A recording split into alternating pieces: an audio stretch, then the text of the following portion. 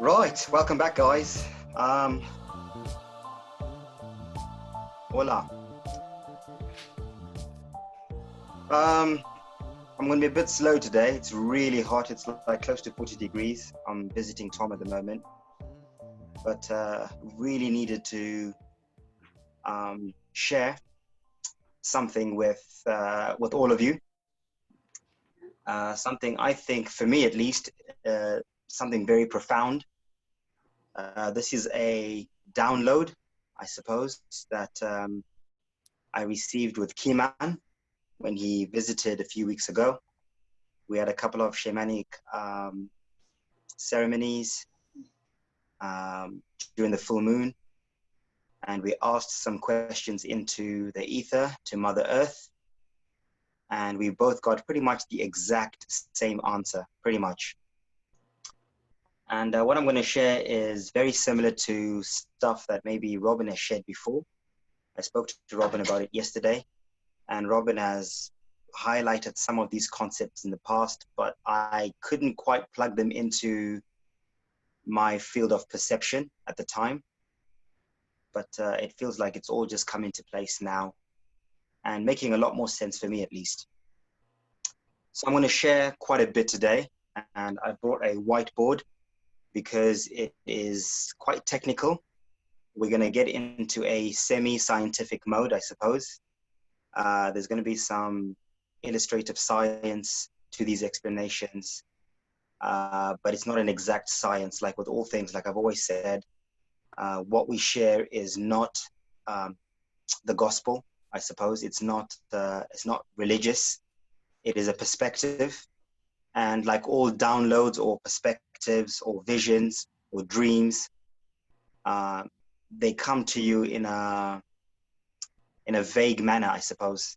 And all we can do is connect the dots and try and put the picture together as best as we can. So I'm not saying what I'm about to share is the absolute truth, the whole truth, and nothing but the truth. What I am saying is maybe it's a perspective we should be considering, as alienating and as foreign as it might seem at the beginning.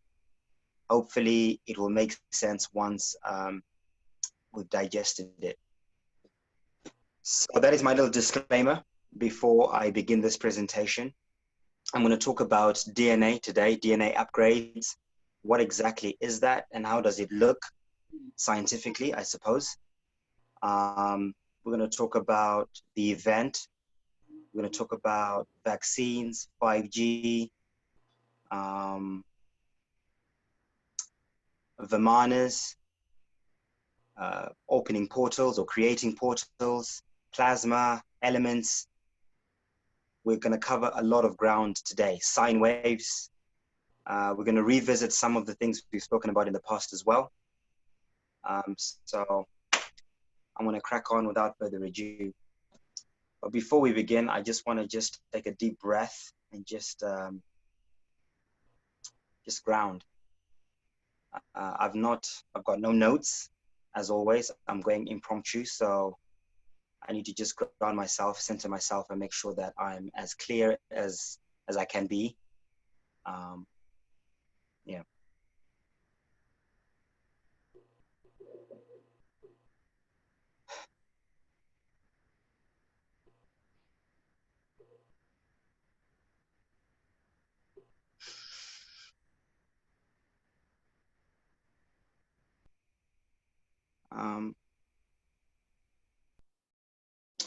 Right, here we go. So we've talked about the 4 ages or the 4 seasons that we have in the universe, and we've all covered the idea that we're going through a shift. we're shifting from one age into another, from the Iron Age into the Bronze Age. I think that's something that we've all established now. And we're also shifting a zodiac age. We're shifting from the age of Pisces into the age of Aquarius. So I think you've all seen this before.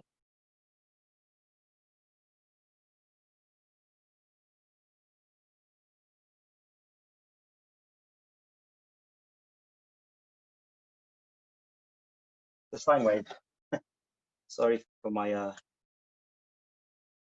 wonky sine wave. But anyway, that is a sine wave, or a version of sine wave. Obviously, sine waves come in very different shapes and sizes, but we're going to go with this one for today. Now, this sine wave, do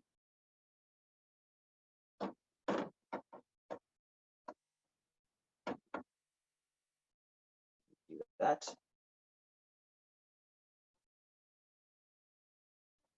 That.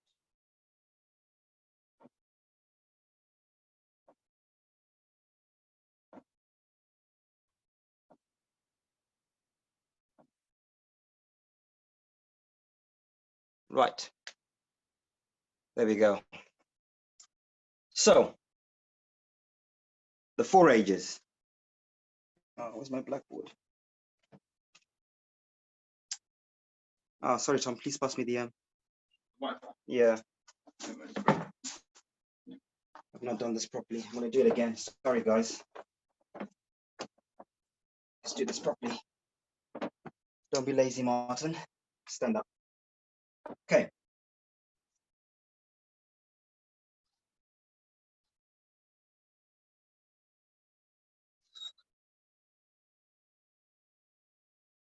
Sine wave.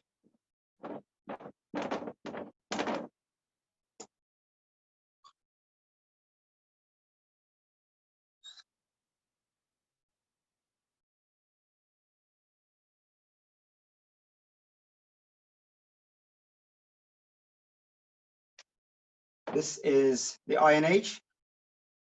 This is the Bronze Age. And this is the Silver Age. And this is the Gold Age, Golden Age. Okay. This is where we are.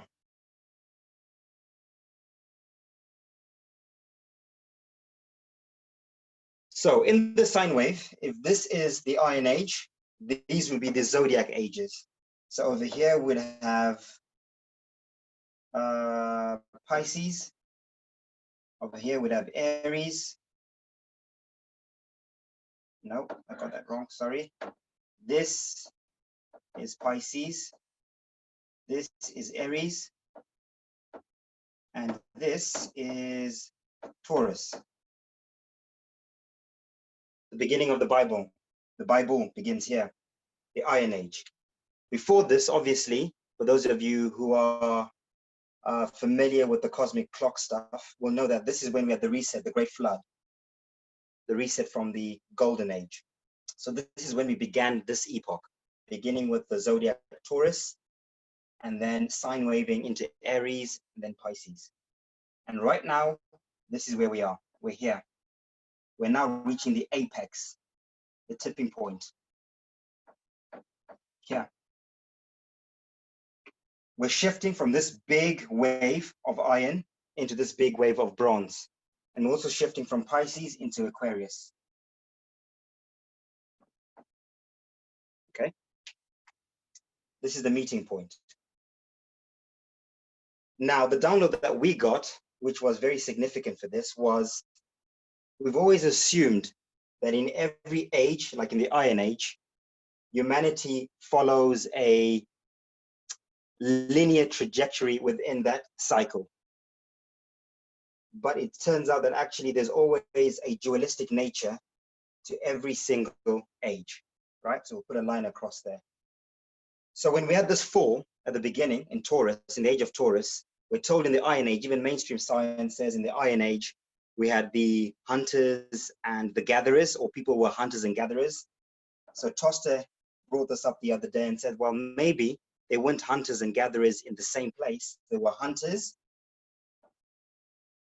who went one way and gatherers went another way, right? And they split off into two communities, if you like, or two realities within the same sine wave or within the same space and time. They go off their separate ways and then they meet again. After 2,000 years, there's a converging of cultures that comes again. This is when the world comes, they all meet again, all the different cultures, the Kushites, the Tartarians, all the different factions, if you like, all come together. And then there's another splitting that happened as we get into the age of Aries. And this is the sine wave that keeps happening. And this is exactly what's happening now. As you can tell, we've got this shift that's happening now. There are those who are going with the technology side of Aquarius, okay, the hunters. And you've got the gatherers, those who are choosing to be closer to nature, to be away from the technologies. The same concept, just in a higher octave, if you like. So it's history repeating itself. So what's happening now, this whole thing of those of us who are saying, let's detach from the matrix, let's come together into communities, let's start our own Aquarian system. It's exactly the same system that's happened before. We're just repeating the same cycle. So we are the gatherers, those of us who are choosing this strand of DNA, this wave. We are the gatherers, and those who are choosing to go down the left-hand path of Aquarius are the hunters, so to speak. So there has to always be a dualistic option or nature to every single shift. And that's what's happening right now. So I just wanted to share this with you. I'm sure most of you are familiar with this illustration. You're familiar with this concept. But I thought I'll just recap this and it will make sense why I'm bringing this up as we get further and further into this topic. So this is really important to remember, this toroidal field, the sine wave, because as all things are a microcosm of the macrocosm, this also relates to your individual ascension or your growth or your awakening, which I will touch on next. Okay, so hopefully that made sense. We're on the cusp. We're literally about to hit this tipping point. This is why this shift is so big. The last one would have been a lot smaller because it was just a small shift from one age into another. This one is big because, as we all know, it's a big double shift, okay? Right.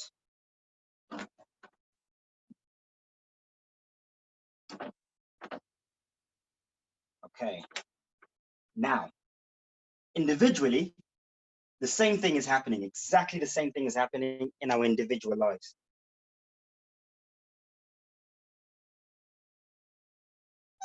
What we call this awakening, right? Okay. Now, before the awakening, no, I'm jumping. Before the awakening, all of us were carrying a sine wave, but we're all carrying broken sine waves. Some of us were doing this.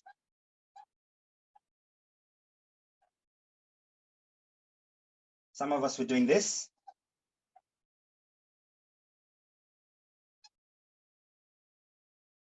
Incomplete sine waves. And we've seen a lot of these patterns in a lot of pottery. I'm sure Robin will talk about this either later or when we do a follow-up discussion on this topic. Robin will tie in a lot of these shapes or these symbols that I'm putting down. They'll make a lot more sense. But these are incomplete sine waves that we're all carrying. Now this one at the top, this is a very Piscean. We call it Piscean right-hand path. And this is the Piscean left-hand path. What does this mean? People who are riding the sine wave up here, they're not riding a complete sine wave because we've already established a complete sine wave is this, right? These people are just riding the top half of the sine wave. That they're not completing the loop. And these are the people that you find who are super religious or super spiritual. These are the people who are very extreme in their behavior and in their thoughts, even if it's in a pure form. It doesn't matter if it's religion or if it's spirituality. We all know people who are in the spiritual community who are very extreme. You know, I have to be breatharian. I have to push myself. I have to do certain things. I must. And I did this on my awakening, right? So we all have to go through this sine wave of extreme, riding the wave on top, but you're not balanced. You're not complete. And this is just as toxic as those who are riding the sine wave underneath. These are the sheep, what we call the sheep in the matrix, the followers. They just follow whatever they're told by whatever authority they have chosen for themselves. So they're riding the wave from underneath. They're not complete. A lot of these people think they're a lot more spiritual or they're a lot more connected than these people, but there is no difference. I'm sorry, I'm going to trigger a lot of people today. There is no difference. Both are just as unbalanced. If you're religious or if you're spiritual, but you're dogmatic and you're not balanced and in sync, you're just as toxic as someone who's not. Again, this is not a right or wrong thing. I'm speaking in a dualistic nature right now. I'm speaking in a grounded nature. It's not to chastise anyone. I've been both of these. We've all been both of these. It's just an honest conversation. So this is the sine wave that most people are riding in the world. And the matrix, so to speak, those who escape this left-hand path and somehow find spirituality, the matrix doesn't mind you finding spirituality and riding the wave above. This is why they promote new age beliefs like veganism, like new age spirituality, like, you know what I'm talking about. This is why the matrix promotes it, because they know those people, even though they are closer to connection, they're still disconnected. They're not completing the sine wave. So this is really, really important to grasp, especially for those of us who are on the spiritual journey. Look at yourself in the mirror and say, am I complete? Am I balanced? Or am I extreme in my thoughts and in my views? Do I have balance or am I extreme? Am I extreme about food? Am I extreme about how I think, how I process things, how I interact with other people? If you are extreme in any way, shape, or form, you are doing this. You are not balanced. You are not in sync. You're not in rhythm. Okay? Can I add, Martin? Yes. It's if you're just riding one of those, the ego is driving you. Yes. It's your ego that's driving you. You're not being driven by your higher self. Yes. You're not submitting to what you already know. Yep. You're letting your ego from this incarnation drive your vessel. Beautiful. Yes. So that can be on either side. Yes, exactly. Yeah. Exactly. There's ego on both sides. You know, if you're asleep in the matrix, you're driven by ego. Even if you're awake, those who say, I'm now awake, and you can still be awake and be driven by ego. That's right in that top wave. You're connected, but you're still in ego. You're still trying to prove a point. You're still trying to chase something. You're not balanced. You're not comfortable with who you are. You're not in tune with yourself. You're still following programs. Urine therapy programs, this program, that program. Those are all programs. What you want to do is break those rhythms and those cycles and listen to yourself. Now, for some people, this might mean eating meat. I know I'm contradicting myself. If you feel like you're craving meat, that is what you need to be doing. If you feel like you need to be eating certain foods, but your programming is telling you, your spiritual programming is telling you, oh, eating that type of food is not good, again, you are religious. You're not in balance. You're not in harmony. You're following a program. It's a religious program. It's a spiritual program. We want to break free from programs. We want to be free, really free. Now, what happens is normally, especially for people who are riding this underwave, this undercurrent, or even the overcurrent in a toxic way, what normally happens is when they have the awakening, they go from doing that to doing this.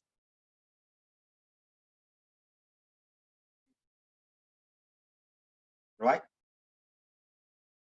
They complete the sine wave. They go from just doing that to doing this, but it's so erratic. It's not complete, as you can tell. It's a very erratic sine wave. And this is when people have that, the Kali energy, if you like. Kali or Shiva energy, that anger, that passion, unbalanced.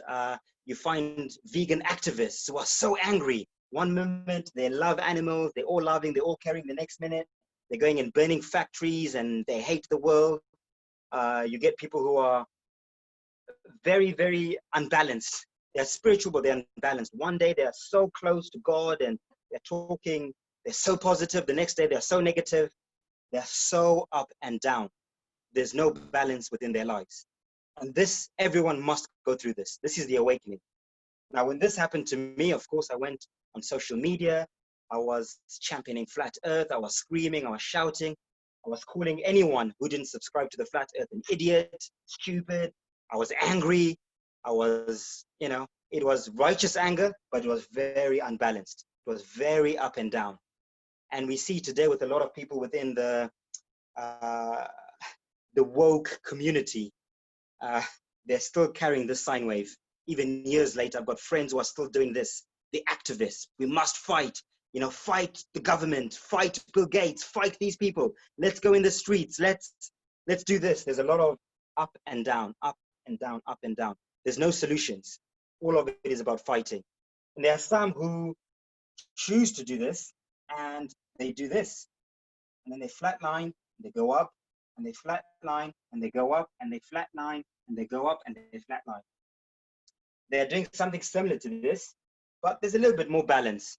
And these are the people who are high, very spiritual, and then they flatline, meaning they're indifferent. I don't care. Whatever happens, happens. I'm leaving it to God. I'm leaving it to the universe. I don't need to take action. I don't need to do anything. I'm going to do nothing. And then the next minute they're high. Oh, wow, I'm going to do this. I'm going to do that. I'm close to God and I'm going to go on a fast. And then they flatline again. And some do the opposite. Underneath, they balance. Underneath, they balance. Underneath, they balance. So there is so much going on within the collective consciousness of these sine waves. And I think this is what a lot of the ancient cultures were trying to teach us with the pottery, the cave paintings. They were trying to explain these concepts to us of sine wave, of consciousness, of ups and downs and lows and balancing and, finding our rhythm individually and collectively. So hopefully that gives you an idea of this sine wave. So what we want to do, those who are able to transcend this programming or to overcome this erratic sine wave, this is what you want to do. Eventually, you want to balance out. You want to find some sort of balance. You want to do that. You want to go from this to this.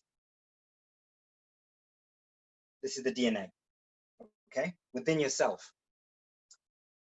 This is where it really gets interesting now, because once this happens, this is when you find peace. This is the moment, a lot of you who are watching this will know this moment when you accept.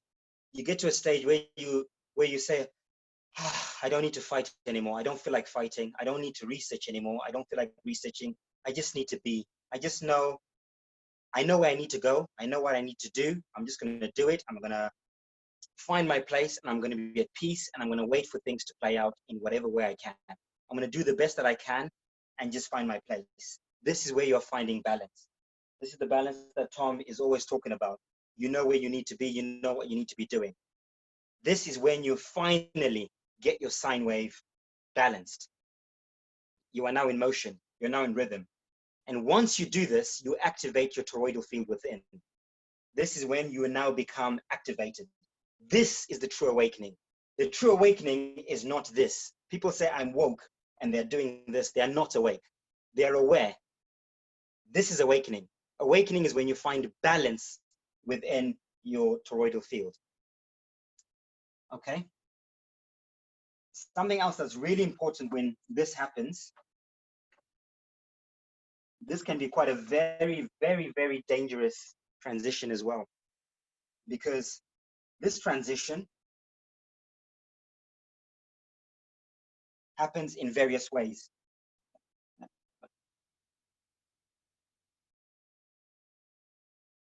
So within this toroidal field, within the sine wave, when you first have this awakening, the true awakening of balance, the middle, this middle path, let's call this the 9 octave.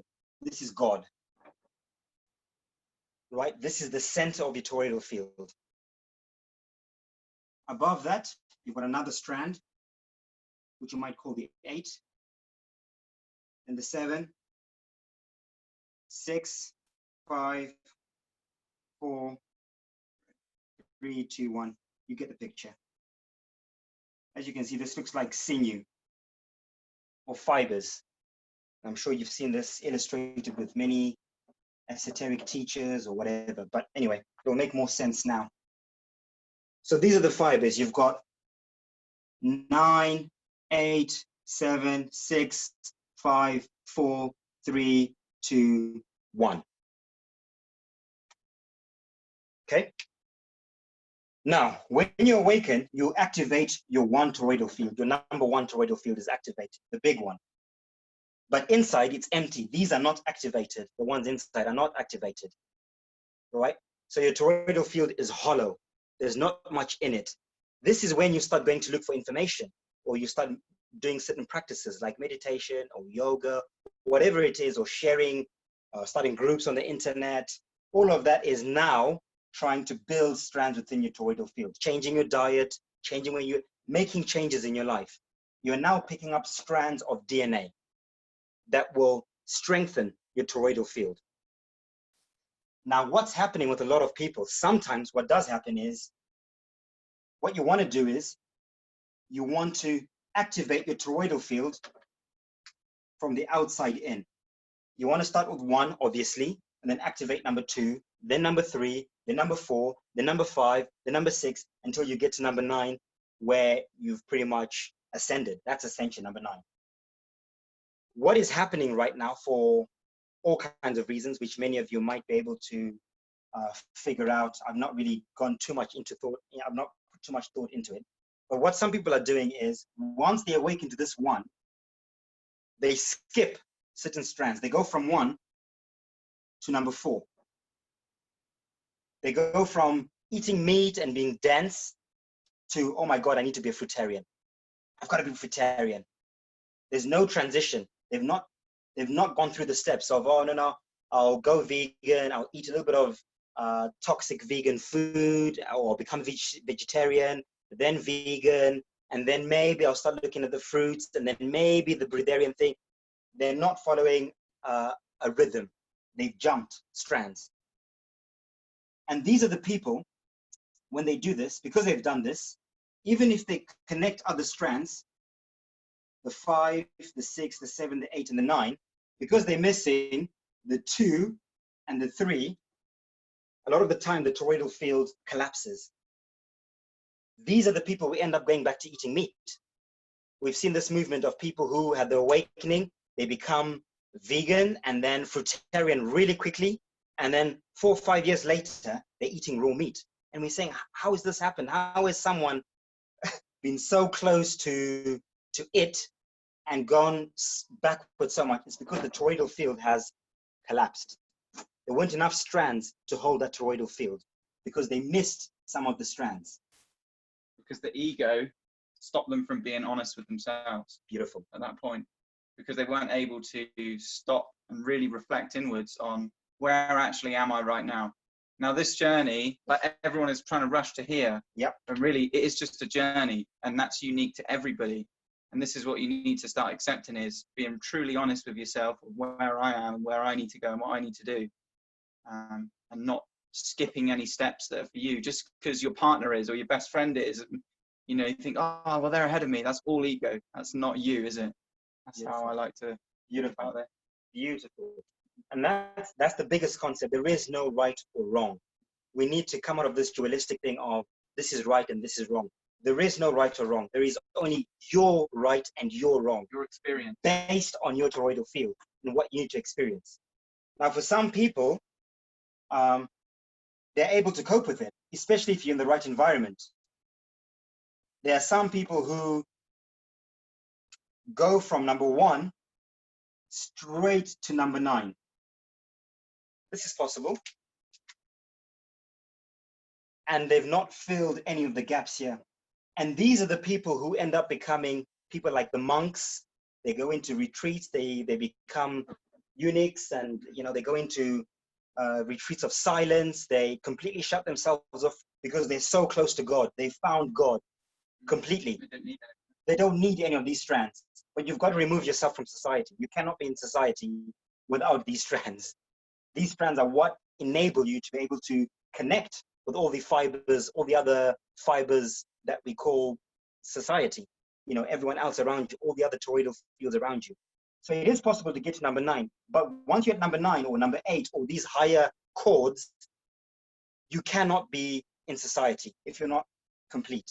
You can't, because you become toxic around other people. You become toxic within yourself because there's a mismatch. You're not aligned to the frequency of the realm and the people around you, right? So these are the people who become spiritual gurus, and all they do is sit under trees and meditate. They don't eat, they become Bavarian, whatever. They've reached number 9, they've got no strands, they're pretty much just waiting, which is fine for some people. I think it's a shame because you're missing out on playing the game. The whole point of being on earth is the journey, is getting to number 9, getting to God. It's not the destination, it's the journey. That's the beauty of all of this. And some of us, we're caught in the destination. I need to get there. I need to get to Eden. I have to go there now. And you're missing the point of the journey of what do I need to do to get there? What are the steps what steps should I take to get there? And where am I? How many strands do I need before I can get to that Eden stage? And this is the reality check that I had. I reached number 9 when I had my second awakening and I met Devin Maggi and all that. I had my number 2 and number 3 activated, and I almost jumped straight to number 7. But I was hollow and I wanted to go to Eden. I'm done. I see it all. I don't care about anything. I need to go to Eden right now. I need to ascend now. And this is where we're in that space. But our toroidal field was collapsed. We weren't complete. And things weren't working out. We were emotionally unbalanced. We were mentally unbalanced. Even financially, things just weren't working. We're like, well, why aren't things working? It's because we were trying to run before we can walk.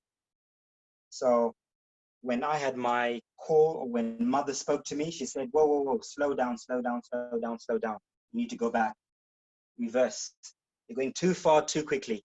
You need to pick up a few more strands before you can start communicating with me at this level. Otherwise, if I give you number 7 information and you don't have enough room in your toroidal field or enough strands to hold that information, it will collapse. You will lose your mind, you'll go crazy, you'll become unbalanced, unhinged. And I'm sure, I don't need to mention names, I'm sure you guys know quite a few people in the spiritual community who are very unbalanced. One moment they're super high, next moment they're super low. They just completely, this is why. It's because they're missing many strands within the toroidal field. Many experiences. Many experiences. They jumped too quickly. So yeah, so I thought I'd share that with you guys, and hopefully it makes some sort of sense. Again, take what resonates, ignore what doesn't. If it doesn't make sense for you, then again, that's fine. These are just perspectives that we're sharing, we're brainstorming, right? So the next phase of this.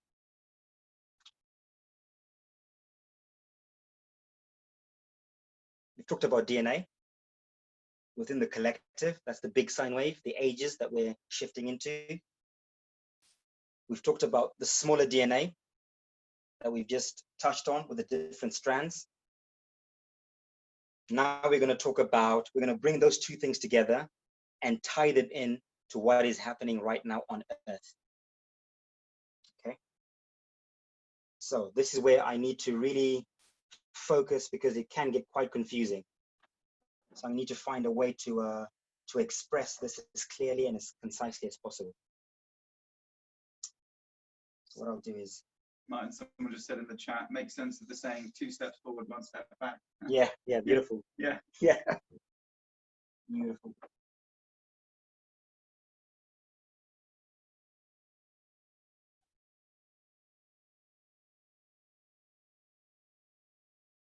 Okay, so this is where we are. Again, this is the Iron Age. This is Pisces. And then on the other side, we've got Aquarius. And of course, the bigger toroidal field. Okay, so right now we are heading here. Now, as I said, with every single shift or with every single cycle, there's always a dualistic, there's always two sides to the coin. Always, always. There's always the left-hand path and there's always the right-hand path. Now, neither of these are right or wrong. Okay, again, we've been programmed because Pisces is very dualistic. It's the two fish, one going up, one going down. We're so programmed to say black or white, good or bad. Good and bad do not exist at all. They do not exist because everything is God's creation. God or Mother Gaia is the devil. She is Satan or Saturn. She's also Mercury. She's also Lucifer. Everything in existence is God. Everything. No matter how evil or how bad you think it is God's doing. God is doing it. I know a lot of you listening to this will be triggered and falling off your chairs and saying, what about pedophiles and what about people who are killing babies and children? I can hear it now. I totally understand. Right now, we're talking from a very, very high perspective. We're now speaking from God mode. Within the game, of course, there are rules. When you're inside these toroidal fields, of course, there are rules. And these rules are determined by the energies of these signs, like Pisces, Aquarius, etc., etc. So there are rules. But the rules of what's good or bad is subjective to each individual or collective of people. For instance, I'm going to use what's happening right now. For some people, the New World Order that's coming, that is going to be, it's going to be communistic, communism. It's going to be socialism. It's going to be a technocratic society. Okay. It's going to be very structured. It's going to be very organized. It's going to be very equal. It's going to be very fair, but it's also going to be very restrictive. This also applies to us. We're going to be doing the exact same thing, but a mirror reflection of this.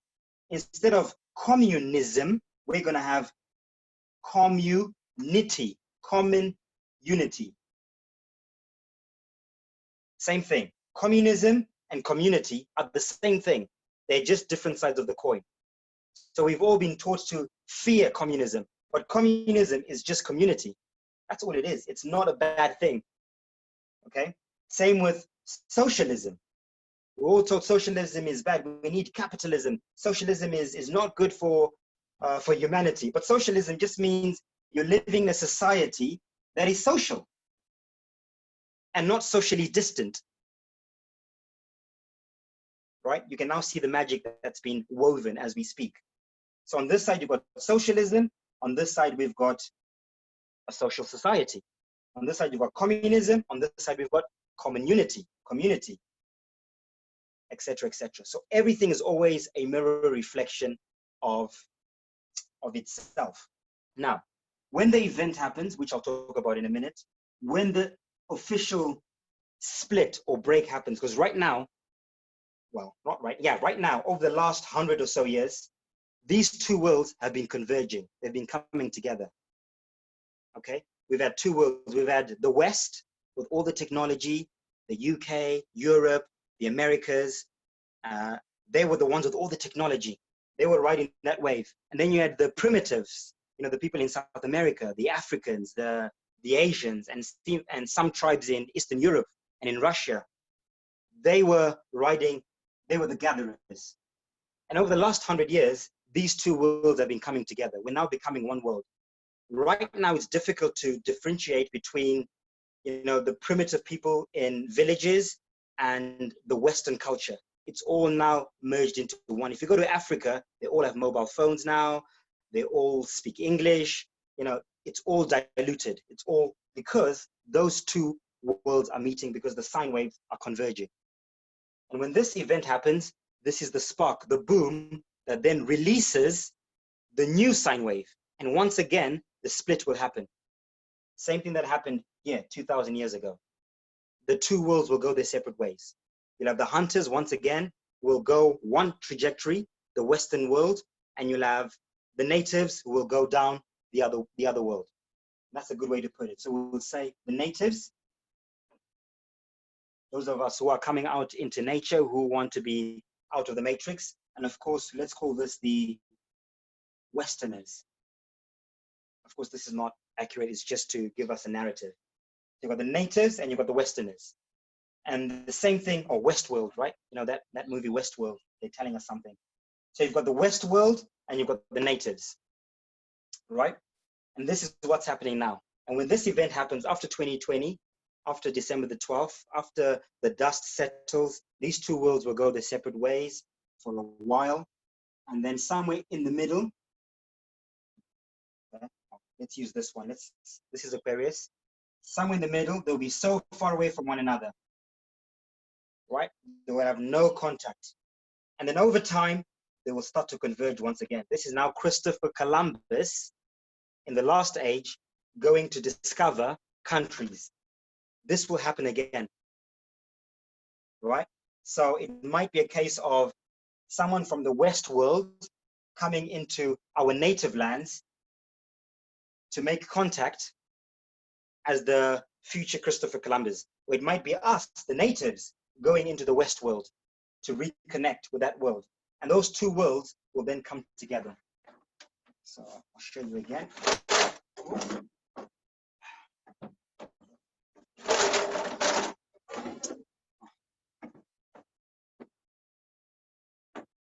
So those two worlds will come together once again.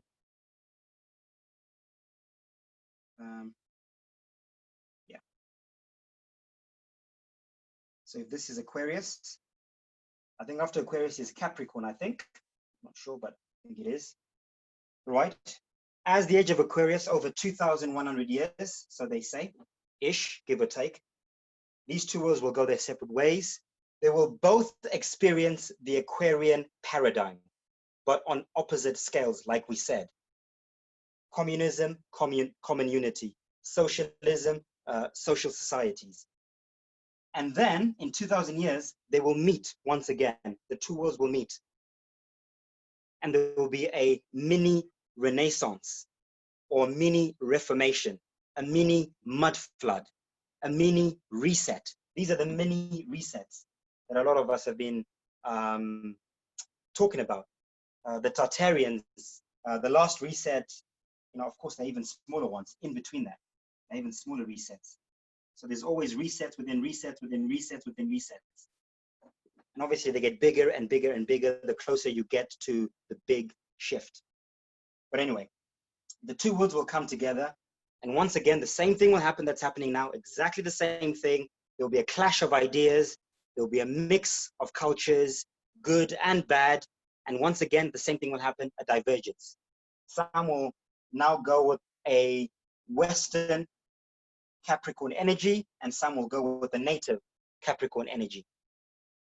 And that is all that has been happening with humanity over many ages. We're just doing that. We're coming together, separating, coming together, separating, coming together, separating, flowing.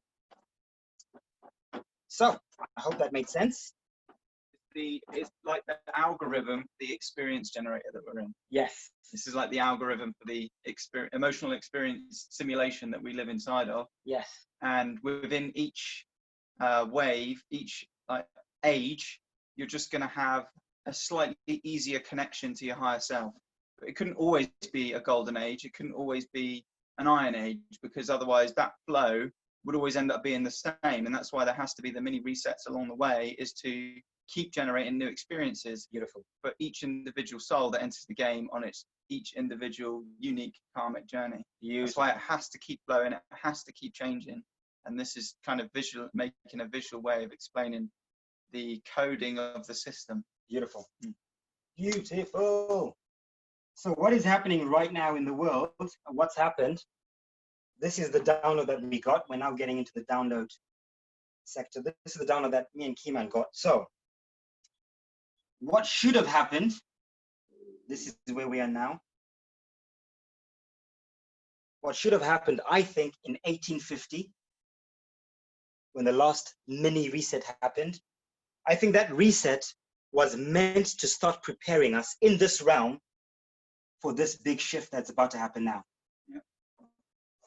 We were supposed to have 150 years or so. Is it 150 years? 160? Much, yeah. Something like that, of preparation. From 1850 to now, we slowly should have started transitioning into the Aquarian paradigm, right? How we eat, how we socialize, how we do things. And that could have happened either the native way or the Western way. And what happened is we chose the Western way and not the native way to prepare.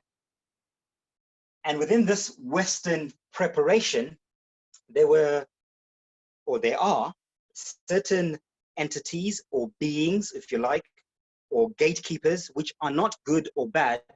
They are just managers. They're managing this realm, if you like. They're not good or bad entities. They're just managers.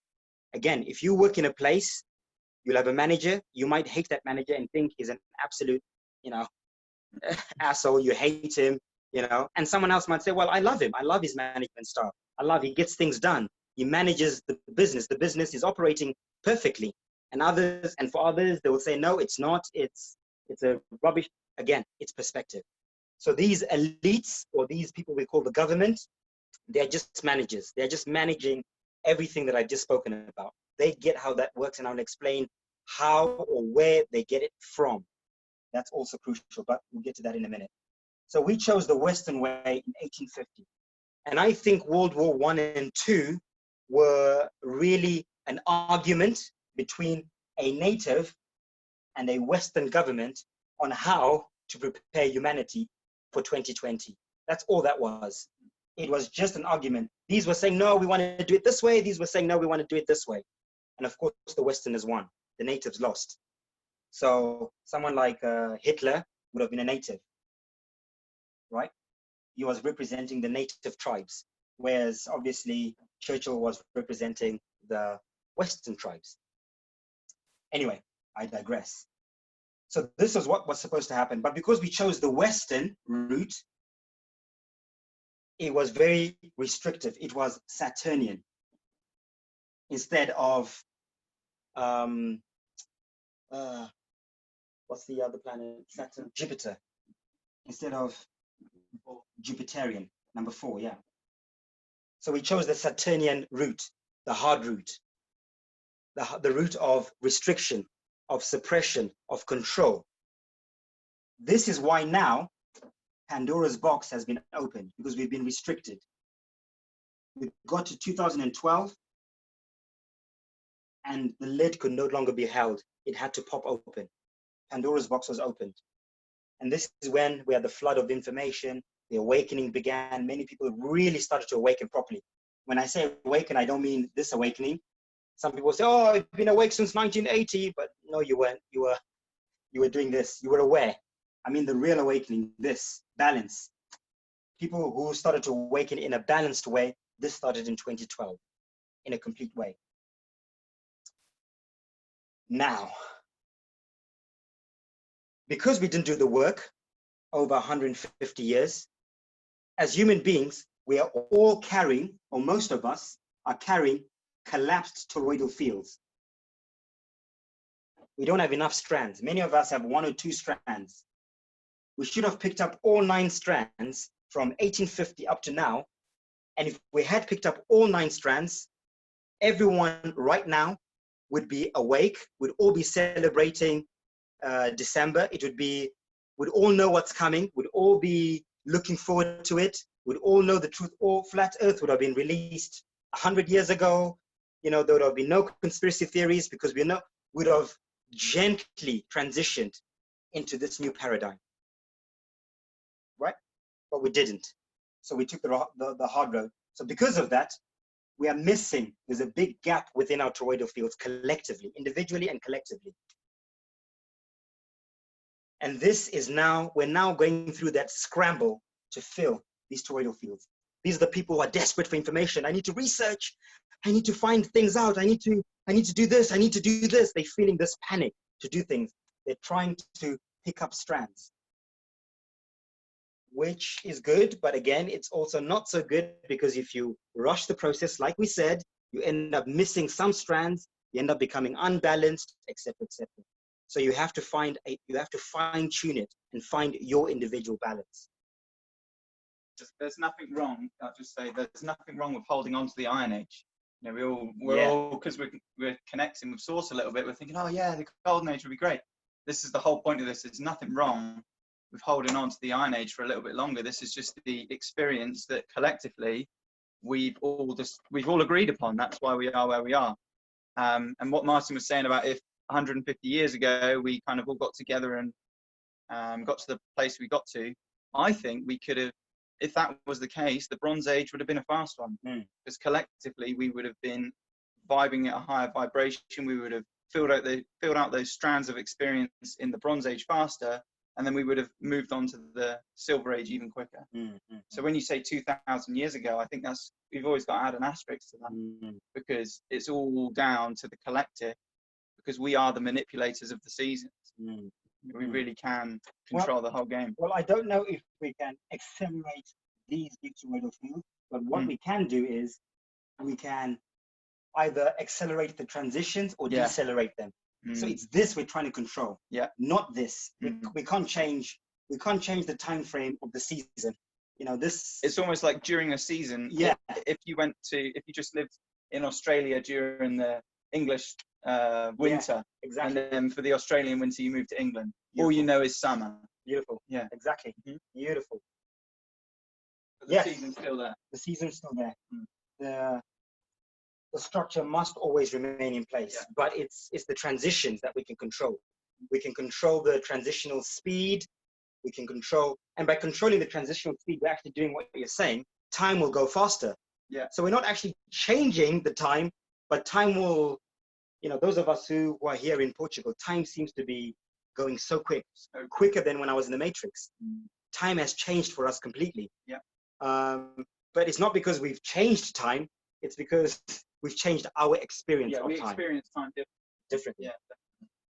Anyway, I digress. So this is where you all just need to fasten your seatbelts, because a lot of you are going to be triggered by what I'm about to say.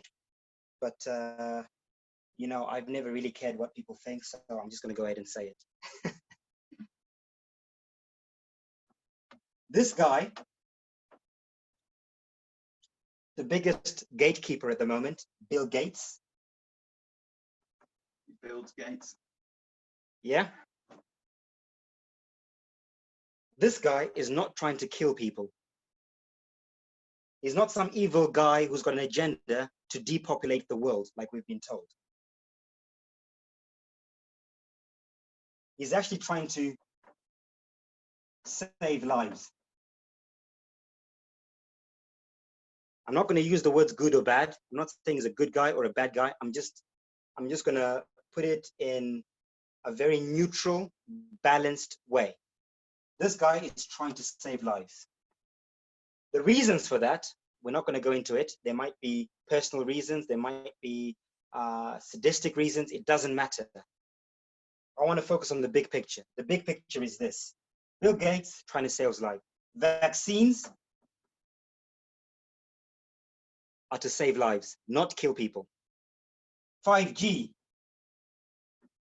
is to save lives, not kill people. Quarantining people because of this fake coronavirus is to save lives. It's all paradoxical. A lot of you are asking probably, what the fuck are you talking about, Martin? Where are you going with this? This makes no sense. Okay, I'm going to go back to the toroidal field.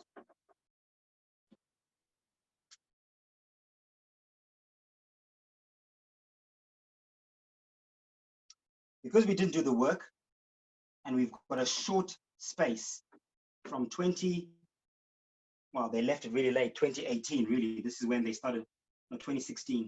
2016, when did Bill Gates, when did they start 5G and all that? 2015. Yeah, probably 2015. They started trickling it in 4G. 2015 is when they really started saying, holy shit, we're not prepared for the event.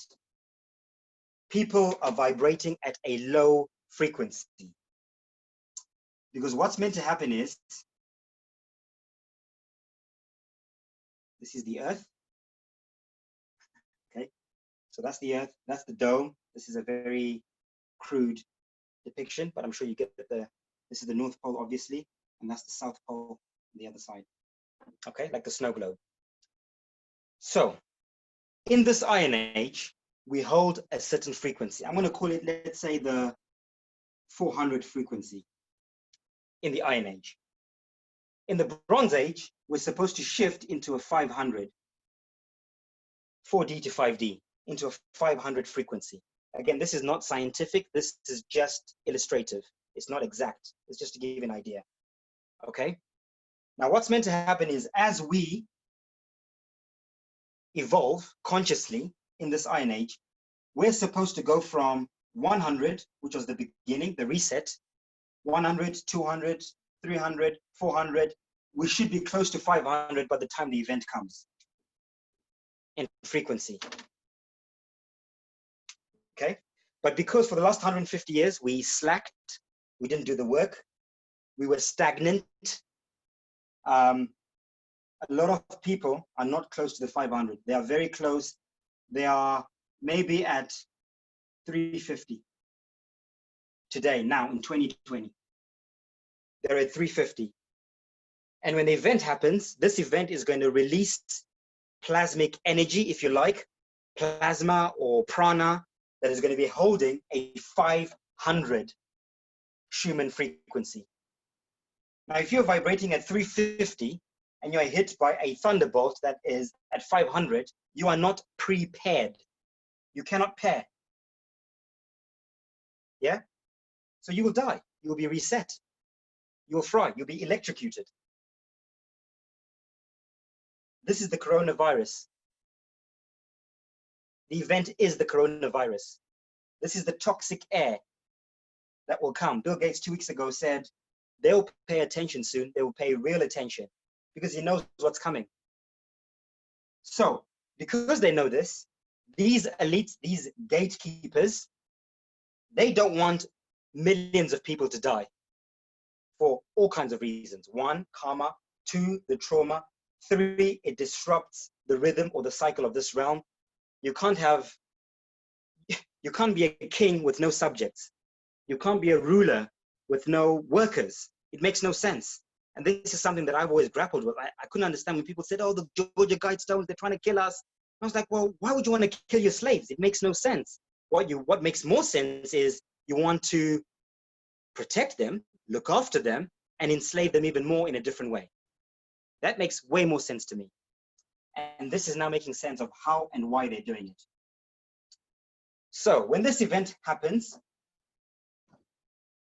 because right now, many of us are carrying low frequency, some of us at 350, some are at 400, some have done the work, they're close to 500, they are at 480, right? So once you reach a certain bandwidth, I'm going to say 432, simply because it's a frequency we're all common with. If you reach 432 and above, you are ready to be prepared. You are ready to be prepared. When the event comes, as long as you're within that, you're 432 and above, you're good. When that comes, you will be upgraded, and I'll talk about that next. If you're below this, you will be reset. You will die. You will catch the coronavirus and you will die. So Bill Gates is trying to prevent as many deaths as possible.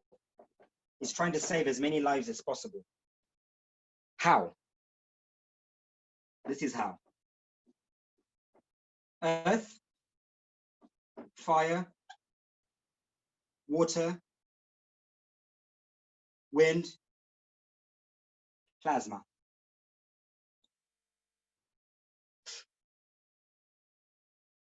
When this event happens, these elements are going to be at their most activated frequency. The Earth will reach its maximum 500 Schumann frequency. Fire, the air, plasma will be at 500. The water, which is the physical waters, but also the waters in us, we are the water of life. Human beings, as we all know, we carry 70-something% water. We're mostly water. We, the humans, will either be upgraded to the 500 or reset if our waters are not distilled, if our waters are stagnant. So we must distill ourselves. This is the preparation. And of course, you've got the wind, which is breath work, which is air, which is vibration, which is sound. It's all encapsulated in the wind element. And of course, all of that creates a plasmic discharge. So this is what me and Kiman saw. Event happens, 21st of December, plasma discharge from the sky. Crazy storms, lightning, madness is happening, right?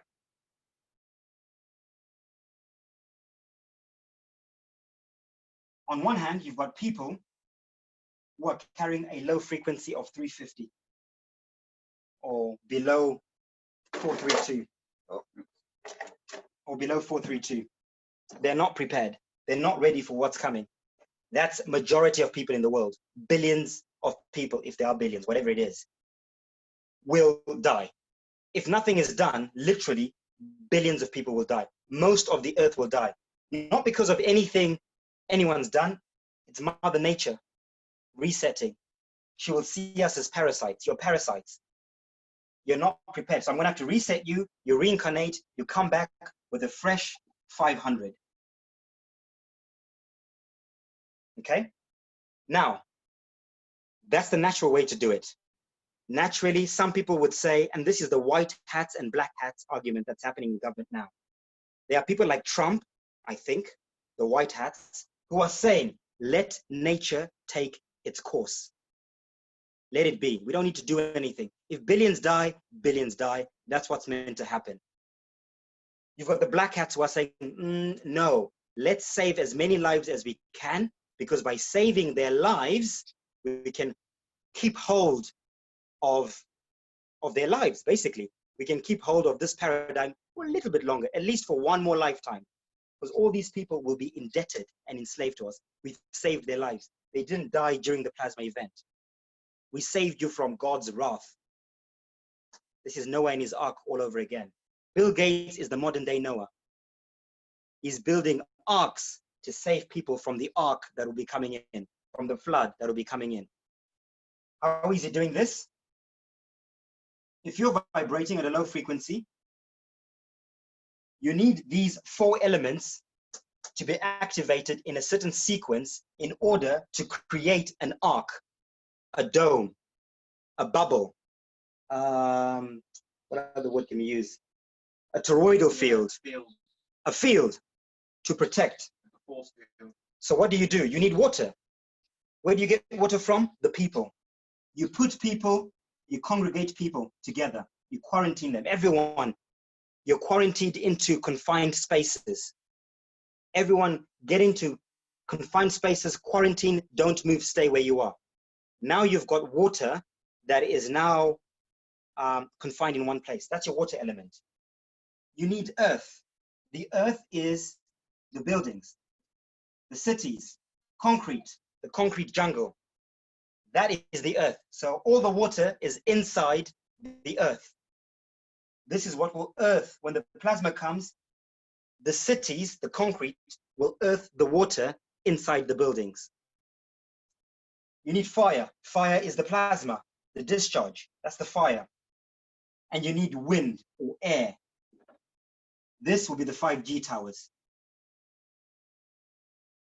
This is why 5G towers have got speakers on them.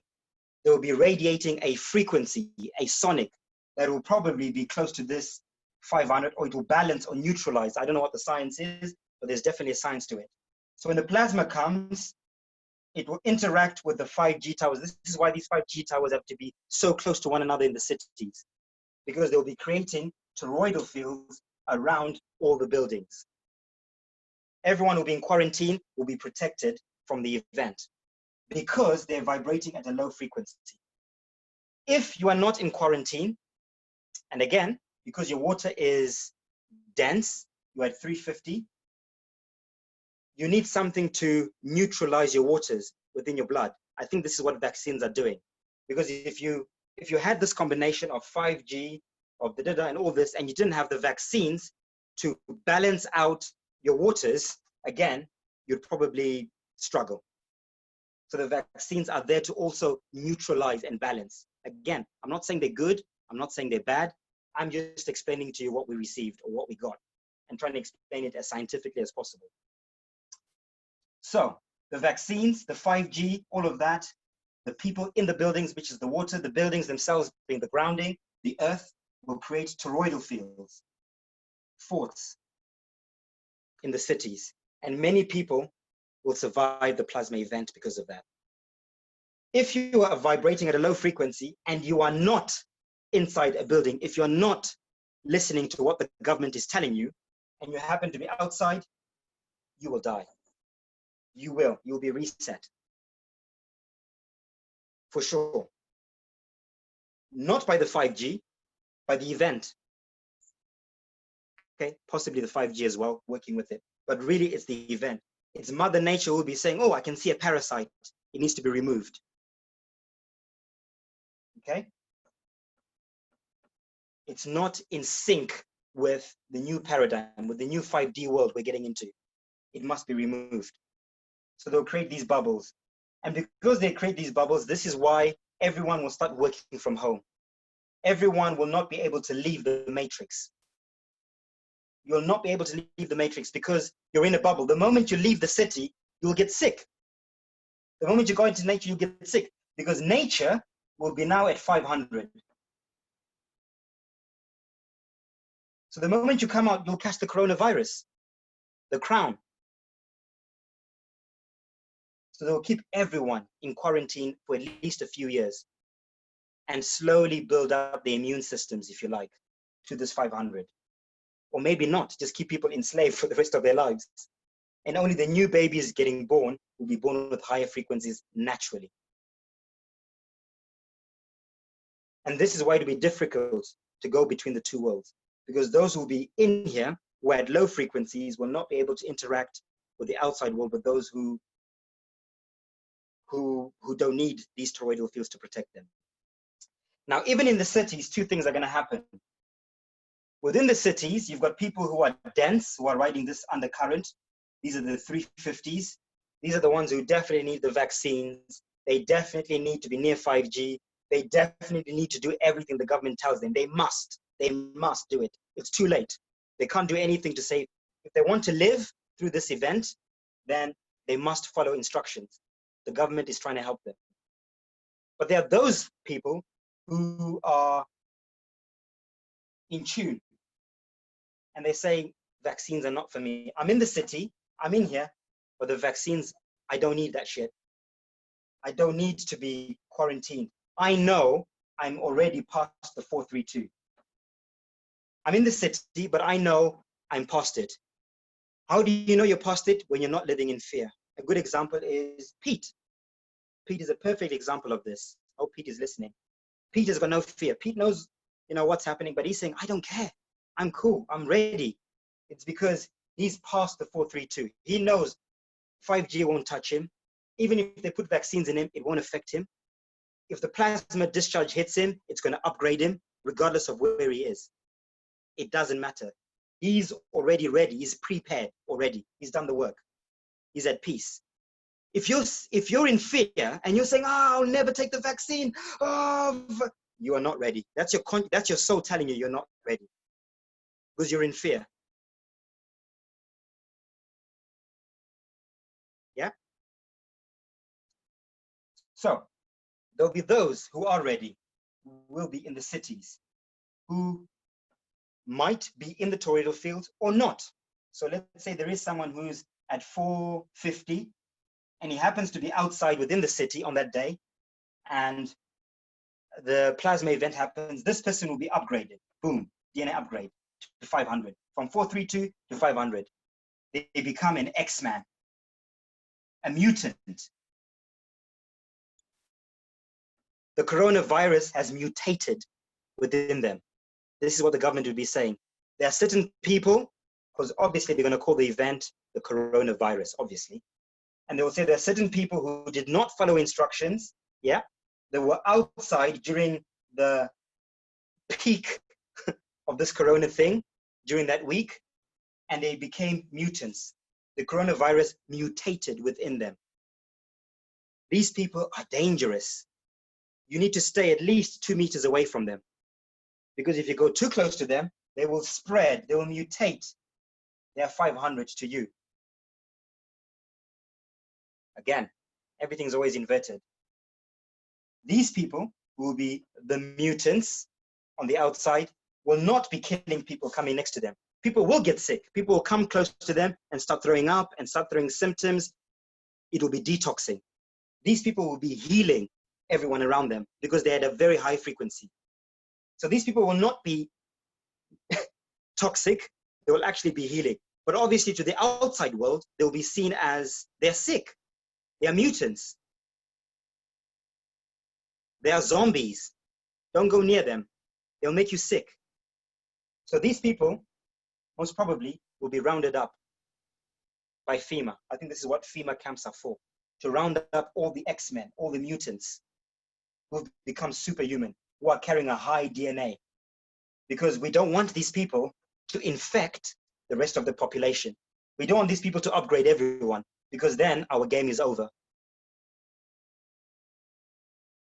Right? The whole thing collapses. These toroidal fields collapse. So they want to keep these toroidal fields as long as possible. So these people will likely be hunted, rounded up, put into FEMA camps, and possibly shifted or sent out into the native lands. Portugal, Costa Rica, Goa, all these places that people are establishing as native, off-grid society, so to speak. A lot of these people will be shifted, will be sent here to the native lands, out into the bad lands. Those of us here in Portugal, who've now got 500 DNA, will be seen as the mutants. You don't want to go to Portugal. Those people, those natives here, they're dangerous. They're all sick. They've got a disease. If you go there, you'll get sick, which is not a lie. It's truth, but it's also a lie. We're not sick, but if you do come with a low frequency, you will get sick around us. You will get ill physically. You probably won't die. You might even die if you're too low. You might even die. But if you're resilient enough, you'll be upgraded. You'll catch up. You'll be lifted. Same in reverse. If we went to the cities, like even now, getting a headache. Beautiful. Yes. So that the same in reverse. If you had 500 and all of a sudden you decided, oh, I want to go visit the city, I'm going to go into a bubble, and everyone in here is at 350, you could be overpowered and you could get sick because they're bringing, it's already happening now. People who are in this circle that we're in now will tell you, Tom will tell you, when we go into the city, we have headaches now.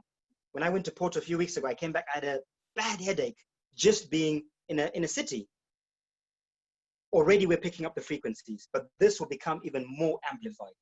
It will be instant. If you had 500, you went into the city, instantly you'll get sick, you might even die. Right? So this is what will happen. Okay. So, like I said, the gatekeepers, the gates, yeah, not good, not bad. Are they good, are they bad? They're kind of good because they are saving lots of lives. There won't be mass deaths. We won't have to be burying millions and millions of people in mass graves. I don't want to have to be doing that and having to be dealing with that shit, to be honest with you. So in a way, I'm kind of thankful that they are doing something. Yes, they're doing it in reverse because this should have been done naturally a long time ago, but no point in crying over spilt milk. It's already happened. At least now they are doing something to minimize the damage, so to speak. Okay, so now you can see why they are pushing social distancing, because when this happens after the event, they want to make sure that those who are upgraded, don't infect those who aren't too quickly. So they must be isolated 2 meters apart, right? Because the toroidal field probably will be that big, about 1.5 meters, maybe. So if anyone comes within 1.5 meters of me, you're now in my toroidal space. If I'm vibrating at 500, you're going to pick up my energies quickly. So this is why they're now programming everyone 2 meters apart, social distancing. Don't go near people. Don't touch people. Don't. It's pre-programming for this. Okay. I just want to jump in. Someone just asked a good question in the chat of how do we know what number we're at? And my response was the numbers Martin's using are just examples. Yeah. But the main thing is don't ever compare you to anyone else. No. This is all about knowing thyself and know where you are. And it goes back to what we said earlier. Be honest with yourself about where you are on your journey. Yeah. And you already know what to do. You don't need anyone to tell you. Exactly. You already know where you are. Beautiful. Beautiful.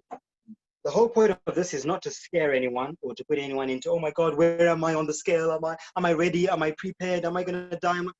The whole point is find your balance. Yeah. If you are settled within your spirit, if you have made peace with where you are and your situation, genuinely, if you know yourself and you're honest with yourself and you are doing things from your heart, truly from your heart, you are good. You are fine. If you are going against your heart, if your heart is telling you to stop eating meat, for instance, and you know for a while, I've been meaning to go vegan for a while, but I don't know if I'll do it. And at the same time, you're saying, oh, will I survive? Won't I survive? The reason why you're asking that question of will I survive? Won't I survive? Is because you're going against something your heart is telling you. What you already know, your higher self. Exactly.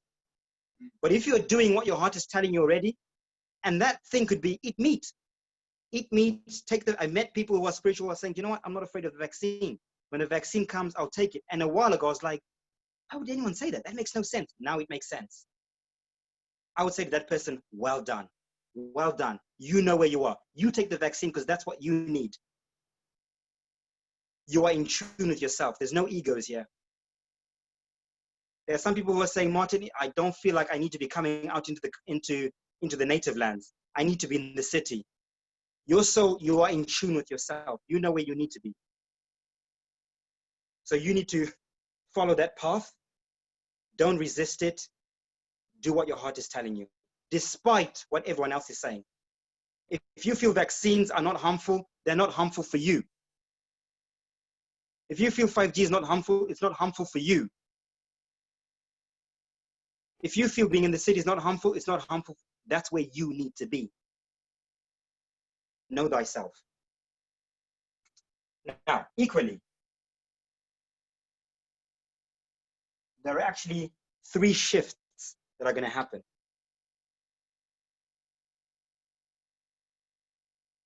Right? Like I said, we're going to have those in the cities, in the buildings, that are going to be living inside their bubbles, the artificially induced bubbles, the toroidal fields.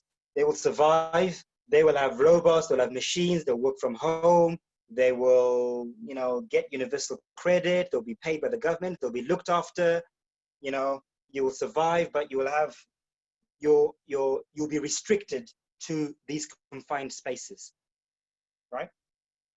On the other side, you're gonna have the natives. So this is the West world. You'll have the West world, the New World Order, West world. And on this side, you'll have the New World Order, native world, the natives. Now, those of us who are out here, the natives, we don't need to create these bubbles because we're already out in nature. Just by being in nature, just by surrounding yourself, living within a natural environment, just by being around people who are at this high frequency, already you are doing the work. You don't need to build toroidal fields. You're building your own individual toroidal field for when the event comes. You don't need to have this mass toroidal field, this machine. You can just build your own, which we're all doing naturally on our own out here in nature. If you're in tune as well, actually. Not everywhere, it's not automatic if you're doing the work. Right? Now, the great thing about communities, if you create a community and everyone is striving for this 500, and everyone is balancing one another, not rushing, not forcing, we're balancing one another, right? We don't want a situation where we're saying everyone must do this, everyone must do this. This is why this community that we're setting up, we don't have stringent cultish guidelines. There are some people who are coming who eat cooked food. Obviously, there's a baseline, which is, you know, no animals. We don't eat animals. Outside of that, we really don't care what you eat. If you come and you say, look, I'm still eating Linda McCartney sausages and processed food, we're fine with that. You do that. That's your space. There's some who say, no, I'm eating cooked food. I like eating pasta and potatoes and curries. Awesome. You're more than welcome in the community. There are others who are saying, no, I'm a little bit further along. I'm eating raw. I'm on a raw food diet. There are others who are saying, no, I'm trying to strive for fruitarian. As long as you're not forcing yourself and you're in balance, it's all good. Because those who are close to the 500, who had 490, will balance those who had 450. And if you're at 490 and you're missing some strands, remember we talked about the strands, being at 490 doesn't mean that you are more special than someone at 450. Because at 490, it just simply means you've got more strands closer to God, closer to 9. But you might be missing these outside strands. In fact, most likely you are. So you need these 450 people who are possibly carrying the outside strands that you're missing, but not the inside strands to balance you. When you bring those two toroidal fields together, it becomes a complete toroidal field. This is why communities are important, because when there's a community where 2 or more are gathered, I'm there with you. Right? Quote in the Bible, God says, where 2 or more of you are gathered, I am there with you. This is what that is. This is the science to that. So in a community, for instance, I know I'm missing some strands. When I'm around Tom, Tom balances me. Tom adds an element to me that I don't have. I feel a little bit more complete. Oh, wow, when I'm around Tom, I feel different. And then when someone else comes, it adds another lift, and then another lift. And the more of you that they are, the more balanced it becomes one big toroidal field eventually. So we're all individuals with our individual toroidal fields. But if you're living together in a community, that community has now created its own toroidal field that is even stronger.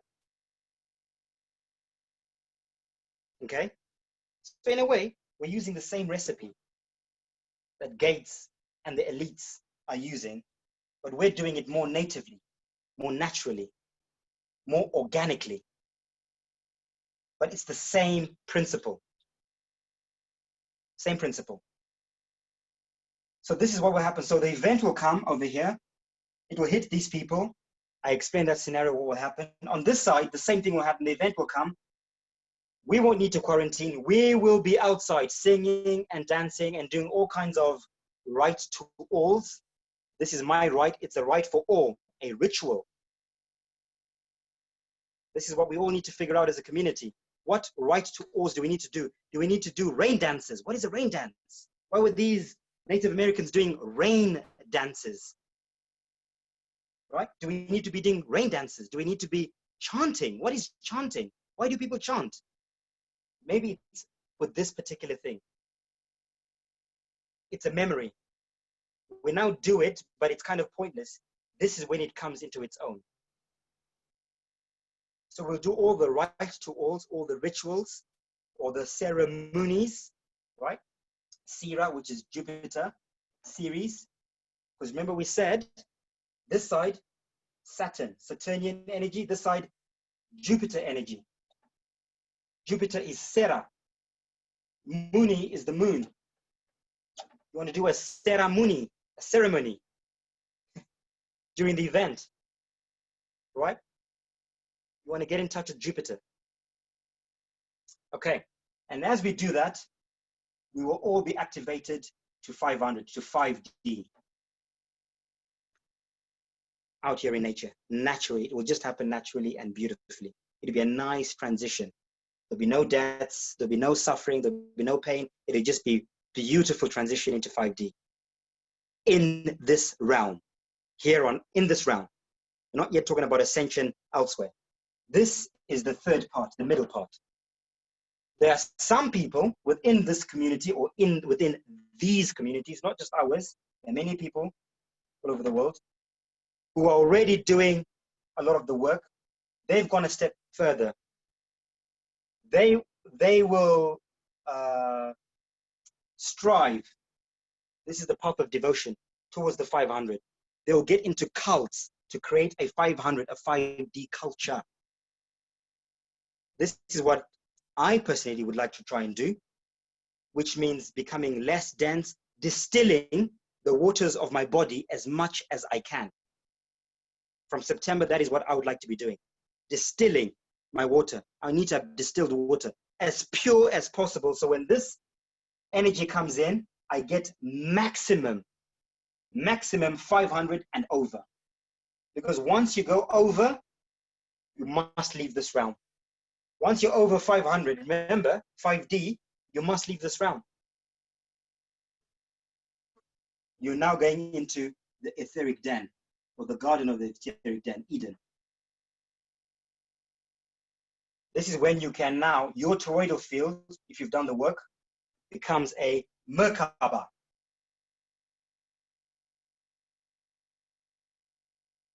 You create a Merkaba. And this is the only opportunity we have of doing this, because all the elements, remember, earth, air, water, fire, plasma, are all converging into a point of singularity. So all of it will hit, and this is when we can activate all the stuff. You might call this a Merkaba, some will call it opening portals, right? Same thing. Vimana, same thing. Spaceship, same thing. All the same. The rapture, same thing. These are the people who will be raptured out of this realm through their Vimanas or their portals into a new continent at the center of the earth, what we are calling Eden, to begin a 6D reality in the 6th dimension. But that takes a lot of work, a lot of commitment, a lot of dedication. But you don't have to do it.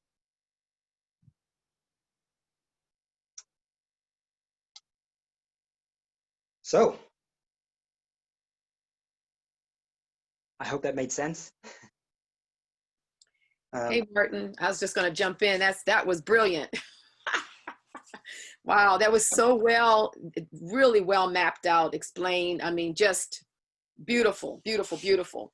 One of the things that really, we've been just going around and around on this kind of thing for how long, just trying to work through it. But, as you were explaining this, it just hit me. I'm like, he is explaining the Ark of the Covenant.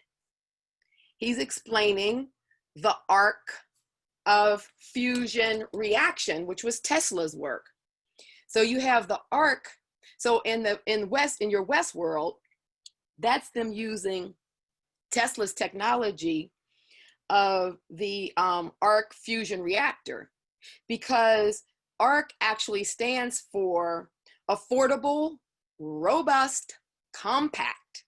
So you put people, affordable, you get robust and compact energy, and that's what allows the fusion to happen with the plasma, which is the water in the bodies. And it becomes a covenant, it becomes a field, a fusion field that protects and creates this bubble you're talking about.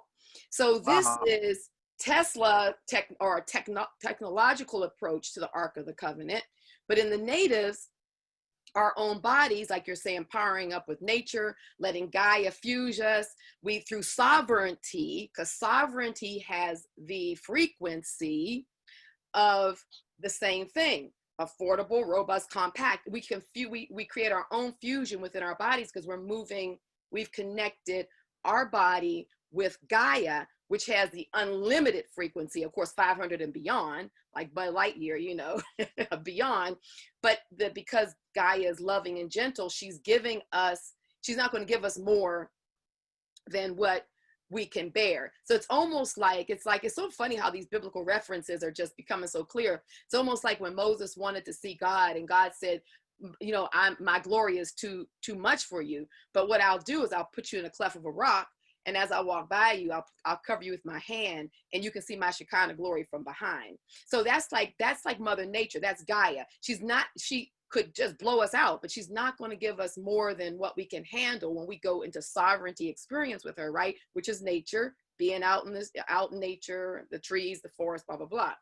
So then we create our own ark of the covenant, and covenant just means to agree and convene.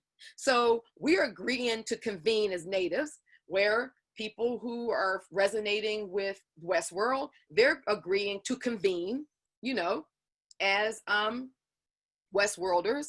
And the ark is going to work just the same because the technology is relatively the same. And the other thing that came to me with that was that quarantine is an ark. That's what's creating the ark, is that idea of the quarantine. And if you remember biblically, when the ark was to be moved, the priest gave the men who moved it specific instructions that they had to carry it a specific way. I remember one of them stumbled and fell, and it made it a lopsided, and it killed them all because it's a fusion reactor. It was filled with a frequency that was so high that it needed 4 men to stabilize it on each side. If that stabilization shifted, then it shifted the amount of frequency that each of those men had, and it killed them all. But the priest could handle it because the priest had that frequency, being more of the natives, and knew how to handle the ark so that it didn't kill you upon just being in the vicinity of it. So I just wanted to bring that in because that just, you know, I've just been doing some work down that path. And when you were talking, I'm like, that's that arc fusion reactor. You know what I mean? This whole idea of, so we can see it from a technological standpoint. So like you said, the Bill Gates, the Trump's, you know, Trump's uncle actually was the one who got all the Tesla technology papers when Tesla died. It was his uncle that got all those papers and has them. So it wouldn't surprise me that Trump is also aware of how this thing works. So, you know, all of them are in the West world, you know, they create their factions right and left all the time. You know, they're always over there doing their thing.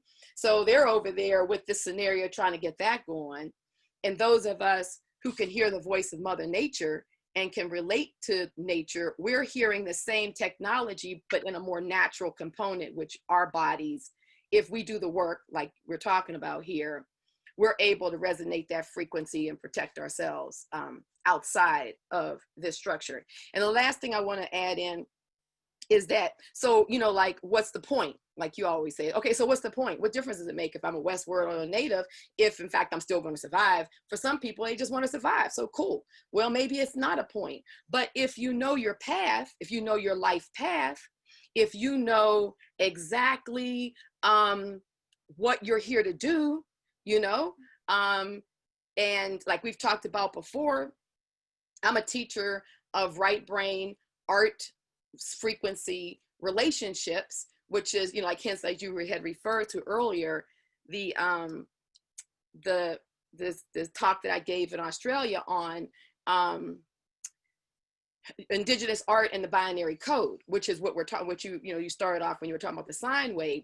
So part of me is helping the natives when, you know, when we get on board to regain all of this lost art of the right brain frequency and how we da-da-da and all of that. So I know I'm supposed to be going with the natives because that's what I bring to the continued development and building of that culture and that legacy. And whatever I do to step off over into Eden, that legacy is left behind. So, you know, you have to have a purpose. You have to know what your purpose is. So during this time of preparation, really sit down and figure out what do I feel like I'm supposed to be here to do? Because maybe you're supposed to be in Westworld, helping people to understand how to rebuild, how to get themselves together. Maybe it's the next wave of spiritual growth and development that will help people move into the natives when they're able to some kind of way escape Westworld. They find the door out, you know, the elevator down. Now they're resonating more at a 500 frequency and they can get out to the natives. So there's, like, to your point, there's no right or wrong. And it's so important for us to see this conversation from a much higher viewpoint, because then you can connect with exactly what you are supposed to be doing, because the path, the road is sovereignty. You know, like, what is that? What is the biblical thing, Martin, that it's easier for a camel to get through the eye of a needle than the rich man to get into heaven? You know, so we are, you know, we're just trying to get through the eye of a needle, you know, and we can get through, but it's a solitary road. Each person has to get through their own little eye of the needle, and you can only do that by really claiming your sovereignty and knowing what that sovereignty is for you. You know, each of us has our own formula of sovereignty, but that comes from our mission here. It comes from connecting with the earth. It comes from really realigning ourselves with this era, this epoch, to determine, you know, where we're going to go. And then the other thing, I know I said that was the last thing, but I've been holding it. So moving from the Iron Age to the Bronze Age, you know, one of the things that's so important to, as well, with the figures and with that sine wave, is magnetism. And so we move from an Iron Age, from a highly magnetic metal, you know, it's kept everybody sort of locked, you know, sucked right in to the frequency of this age. And so now we're moving into this dispensation, where as we move into bronze, where it's a little less conductive. It's a little bit more free, like you were saying, a little more free will, a little bit, it's easier to move around. And so connecting with copper, so even wearing copper jewelry, putting copper around you, having copper, that's a capacitor to building up your own arc of the covenant, and to align yourself with moving into the Bronze Age and those frequencies over this really compact, restrictive, tightly held Iron Age. So I'm going to throw that out there. Oh, thank you, Robin. Thank you. Thank you for the clarity. And also thank you for plugging in that crucial bit of information. Let me see if I can. Where you just clarify that, you know, there's a place for everyone. There are some people that need to be in the West world, that are vibrating at a high frequency, because they're going to be a channel or a door that will save many other lives who will be lost and confused. So there are some people right now, if you're listening to this and you are in the West world and you're thinking, I don't know why I feel like I don't need to go anywhere, like I just need to stay in my apartment in the city. This is why. You're going to be a portal. You're going to be a door. You're going to help. You're meant to be exactly where you are. But if you're feeling anxious and like, I need to get out of here, that's what you need to do. Listen to yourself. So there is no right or wrong. So thank you so much for that, Robin. And thank you for the clarity on the arc of the covenant as well. It completely makes sense. I never thought of it from the Tesla perspective as well. It's just, you've just plugged in all the... I want to jump in. Hello, everyone. I want to add about the Ark of the Covenant stuff that Robin said. And if anyone doubts that, like, oh, well, why would they do that in the city? Like, what you got to do is look at all the star forts. It's the same thing. Same thing. Same thing. The guys were doing the same thing before. Yes. And then where you've got 8 million skeletons below Paris, that's obviously where it went wrong. The catacombs, where it went wrong. Yeah. That was a mistake from the past. Beautiful. So all these old buildings, we're wondering what they for. Why do all the starports have these weird, like, sound-shaped speaker things? What were they emitting sound? Same thing. Exactly the same thing. Oh, beautiful. Wow. Yeah, I don't know. You know, I've shared it. I don't know, is Keyman inside? Keyman, are you on the chat? You want to add, since you were a part of this as well? Hey, Martin, I'm following. Yeah, I'm smiling. I'm happy to hear. And yeah, I can just add that always to remember that whenever any type of teaching or knowledge wants to move outside of us and wants to be in any shape or form to be superimposed on anyone else, then we know immediately it becomes exoteric knowledge. It becomes religion in a sense.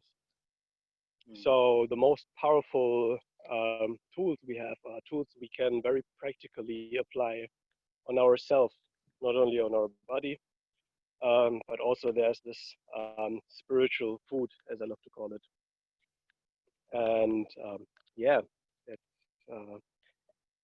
that's pretty much what I want to share. And thanks for yeah, having this very clear transmission. Yeah, I'll stick to listening. Much love to everyone. Oh, thank you. Hallo. Thank you. Hello. Hello. Hello, Yara. Hey, Martin. Yes. I just wanted to add one. Thanks. I'm sorry. Go ahead if you Thanks, want. Kiman. I'm sorry. Thank you, Kiman. Just another quick thing, just for people, because you know me, it's the mother in me. I'm always sitting thinking about, you know, we hear information like this. So like, what can I do immediately? Because I feel like my belief is that if you're still here commenting and you've sat through this entire presentation, that you're meant to really figure out, you know, exactly what your path, what your sovereignty is. It doesn't matter what side. We're not speaking sides. We're just talking about what that is.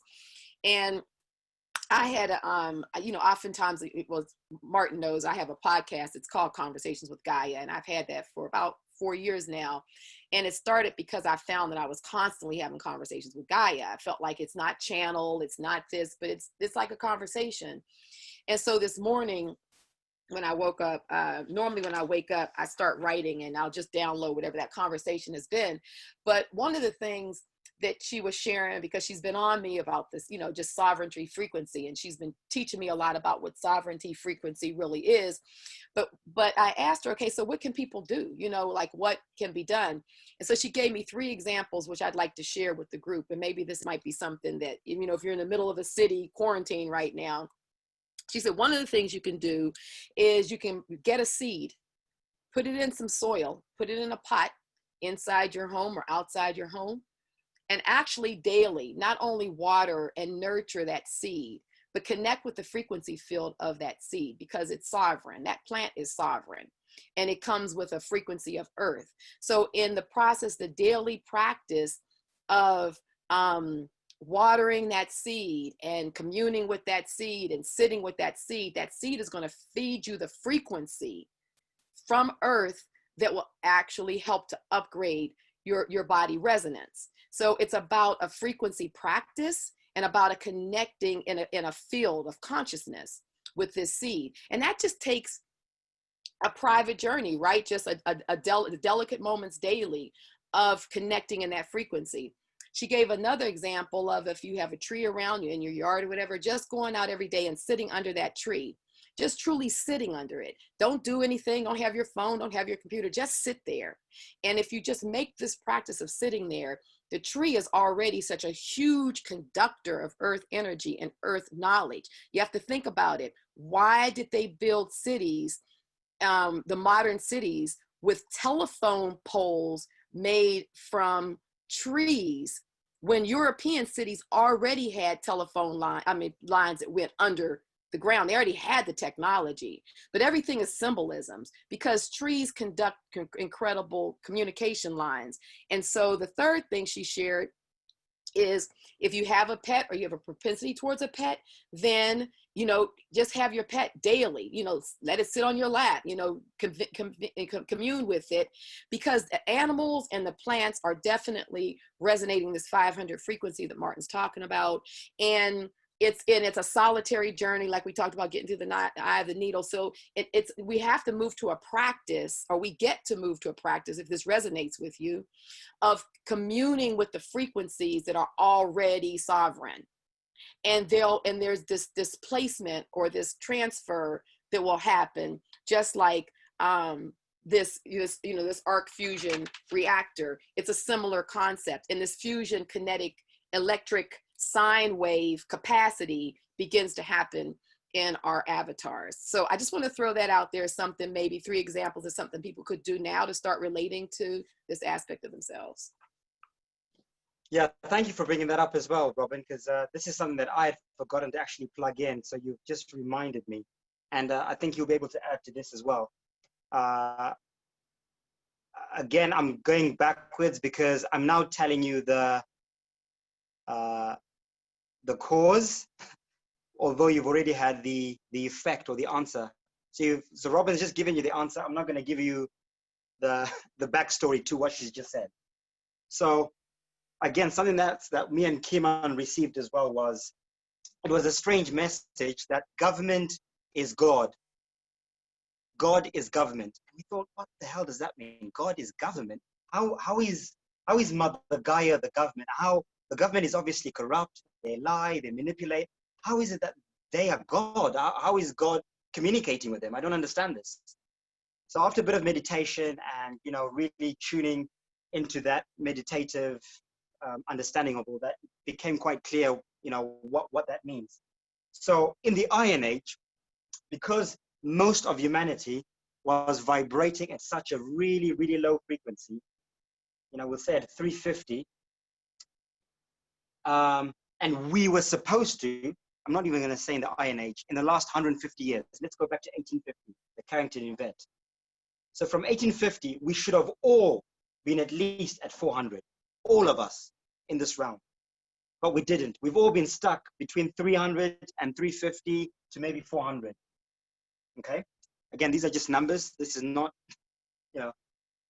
And because of this, Mother Gaia could only communicate with us from a 400 frequency. But if you're at 350, she can't speak to you. The line is jammed. There's no, she can't connect. So the only way she could connect with us was artificially. We had to create a medium, a computer, to bypass the computer of your body. So a computer was built, not built or restored, which I think is the Ark of the Covenant that Robin was talking about. That is the computer, the black cube. Some of you might know of this. You might have researched this along your journey. Project Looking Glass. Many of you will know this Project Looking Glass. The FBI, CIA, whistleblowers who talked about this computer, this supercomputer that the government, the world government has, that gives them information and knowledge and predicts the future and has been for hundreds of years. I think this is the Ark of the Covenant that they have. And this is the only way that Mother Gaia, through this toroidal field of our Earth, is able to connect, was able to communicate with us for the last 150 years at least.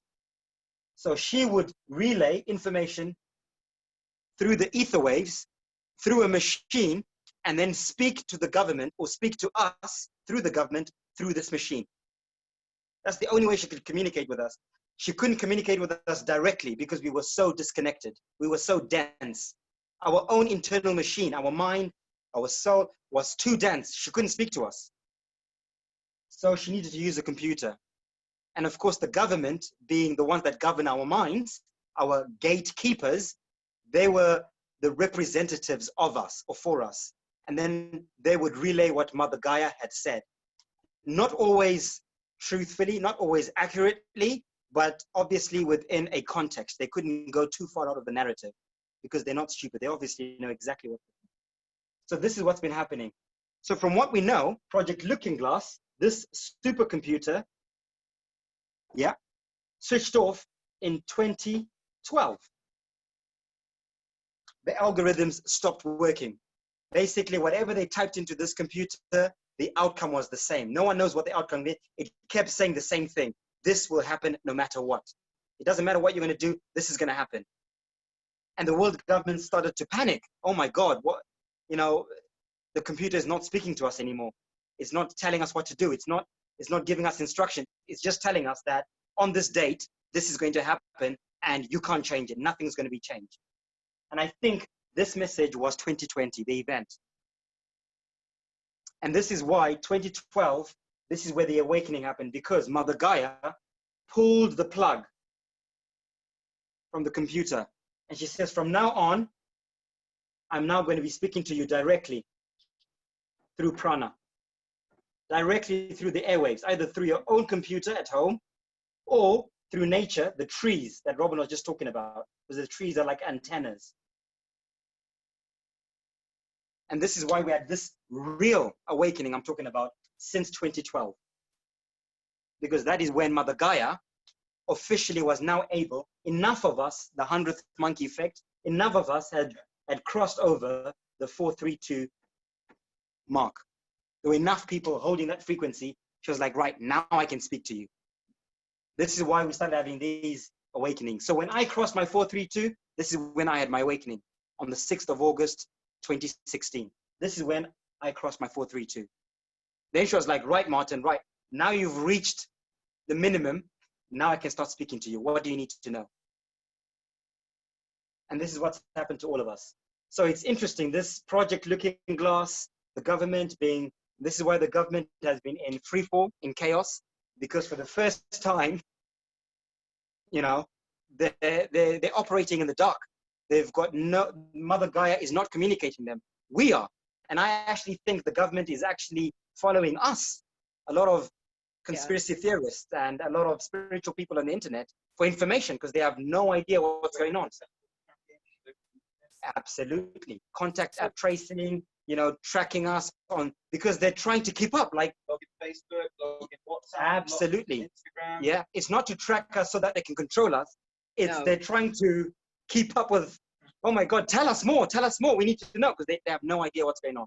So Martin, let me jump in and just, because this is brilliant. This is beautiful. Gosh, you guys are so lucky to be here today. We all are, my goodness. This is a fortunate time, you know, just to be able to convene as a group, as a tribe, as we are, and be able to be a part of this next level information that Gaia is just pouring in right now to those who are able to open themselves and hear it and bring it through. So, one of the things, I've been doing a lot of work around this one as well. And one of the things I would just maybe do a suggestion for what Project Looking Glass is, if we take it back biblically, because all of this is connected. It was all there in the earlier stories. And we know that when they did the King James Bible, you know, they just really took the earlier book of love from the Cathars and rewrote it. So this knowledge has been out there for a long time past the so-called Christian biblical thing. But the point is, Project Looking Glass, I saw it as the breastplate of Aaron, because the stones and everything that's in the breastplate of Aaron is like captured knowledge. So it's like also the Akash. So we could also see the Project Looking Glass as the Akash, right? Because that's the record of where everything is. And so to your point about Gaia, when the Mayans said that everything was coming to the end, that's what they knew. They knew that it was all coming to the end and the Gaia was taken over. That was the end of the reign of manipulating the frequencies and everything in this realm. So with that said, when I started, I know Martin, we talk about this a lot, but Martin, he woke up on the flat earth. I woke up on the Mandela effect. And I had a channel years back for about 3 years where I just did a lot of studying around the Mandela effect, but I really wasn't into, the name of cereals changed and all that kind of stuff. I was really trying to figure out what this phenomena was, because it seemed as if it was a phenomena connected with end times, or the end of that time cycle, because we're talking about time loops, right? So I did a lot of research, you know, on that. That channel is still up. It's called Circle Healing Network. And but I stopped putting videos up over there about 4 years, maybe 3.5 years ago now, because I got the answer through the Looking Glass. The AI technology on my computer not only showed me the answer, but it allowed me to prove the answer to my audience at that time. And it was really pretty revelationary. So the point is that so we can make an example, because most people know Mandela effect or have been aware of it, you know. So if you think about it, every time when 2012 hit, that's when the Mandela effect really went into full force. They started manipulating it back with the harmonic convergence, because that's when they realized things was converging, things weren't going the way they wanted to go. So that's when they started manipulating time sequences and going into the computer, because they still had the ability to mess with it and start changing timelines. Well, if we go back and change it to this, what'll happen? So they were constantly fooling around in there. And then you have these effects of things like the Mandela effect. Well, if we go in and change the name of, you know, a cereal from fruit, F-U-R-I-T, to fruit, F-R-O-O-T. That had a subtle enough change in their, because you have to look at it, when they looked at the time and the date and the sequence when something like a product like Fruit Loops came on the market, something else symbolic was happening. So if you changed something that was in that timeline and you change various things in that timeline, then you can shift the possible outcome. So that's what they had been doing for a long time, up until 2012, when they could no longer do it because the dispensation had ended and there was no other opportunity to switch timelines. So one frequent one, to go back to Looking Glass, one of their last attempts was in 2000, I want to say it was probably about 2007, 2006, when they did a what do you call it when you do a movie over again, of Sleeping Beauty. Disney went in and did a new version of Sleeping Beauty, and in that one, when the wicked witch comes in the mirror, she says, "Magic mirror on the wall," not mirror on the wall. She says, "Magic mirror on the wall." And so that everybody pointed to that as a Mandela effect. Yeah, it was, because it's always been mirror in, you know, in the older realms. But what they were trying to do, even with that ritual, was to make the mirror magic. Let's just, okay, we'll put a wish in here. Let's make it magic. So we like the 3 wishes with the genie in the bottle, so we can get, you know, what we want out of this mirror now, like, you know, to turn it into something that it was not going to be able to be turned into. But the idea was that this is what was happening with the Mandela effect. So after 2012, they only can do what is in the timeline. That's why we're seeing in this really rapid fire, same things going around. You know, we see the same tricks coming out, the same, you know, let's make chaos between black and whites. Let's, you know, have lynchings again. Let's have police brutality. Let's have the gays fighting again. I mean, all they can do is try to disrupt based on all of what has already happened. They have no new scripts. And that's why we're seeing this thing go into, spin into this cycle, which is why at this point, those of us who have spun out of it, we can look at it very clearly and see, wow, this is just the same old plan of the same old thing. They're out of time. And that's why what Martin is talking about is not only in effect, but we can effectuate exactly what we want to effectuate, be it Westworld or natives, because we're now in this same sequence where that the energy that had previously sort of controlled things are flat out. And well, it's been speculated that that's what the computer showed them, that it was only one outcome, and that outcome was that Earth was taking things back and people were awakening, and that the cycle of control was completely annihilated. So I'll stop there, but I wanted to throw that in. So the breastplate of Aaron is like the Looking Glass, or the Akash too. Okay. Magic. Thank you, Robin. Thank you. Yes. You've really tied everything in perfectly, and just clarified some of the blanks that I had with this latest download. So, muito obrigado. Thank you so much. Does anyone else want to add or have any questions in the panel? Nope. Hi, I'm just listening in. It's the first time I'm listening in. You mentioned about some natural events that may be happening, and you mentioned September 21st. Can you just elaborate a little bit about that? About what will be happening on the 21st? September 21st. Oh, so no, so that's a person that the nature will release, the mother will release prana or plasma, or that's the event, that's the natural cycle. Can you just elaborate about that?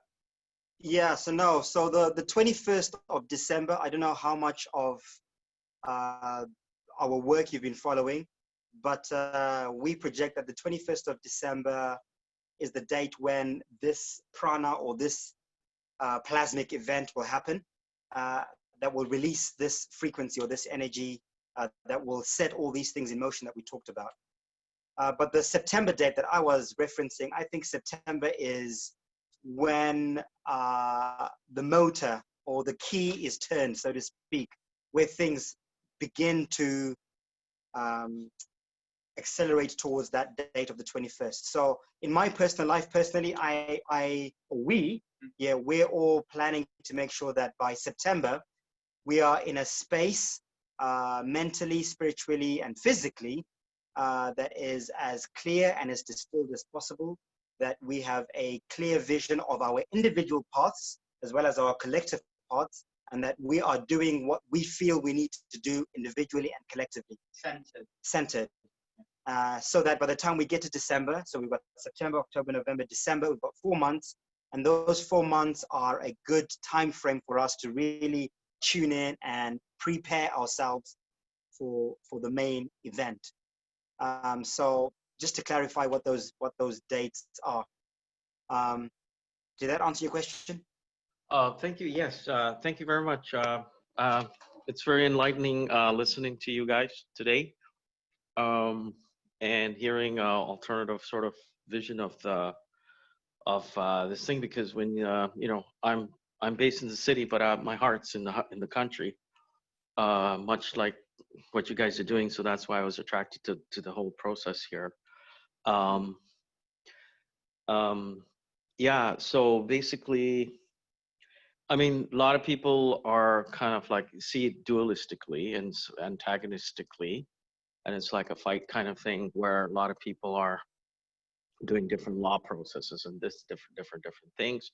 You mentioned sovereignty, which is very interesting because I think that's going to be, you know, part of this whole process of going forwards, sovereignty, you know, because in many ways, I think that's key to our spiritual realization, because we have to be free to do our what we need to do for our spirits, our emotions, are at every level.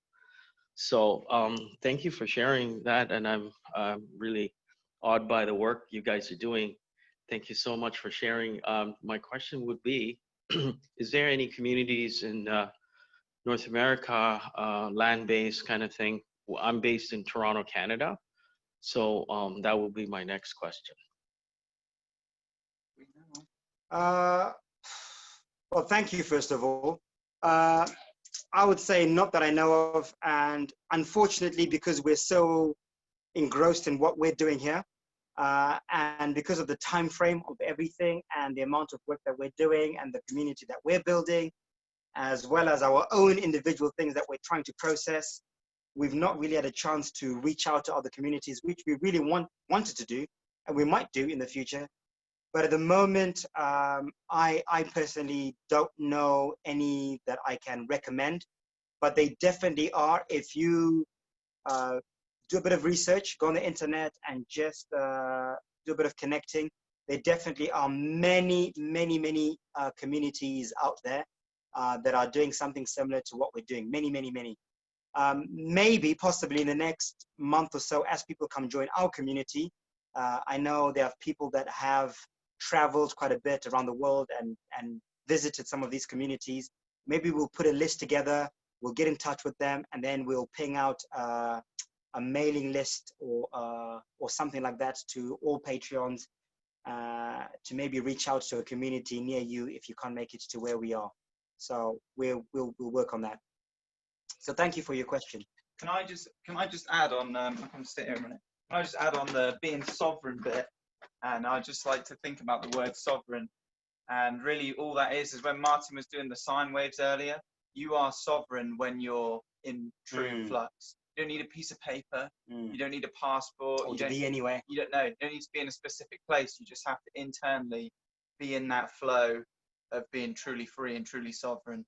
And when you're in that state, that's when you can manifest whatever you need next. Absolutely. Yeah. Sovereignty and freedom is not a place or a thing. It's a state. Yeah. It's a state of being. It's a state of mind, it's a state of feeling.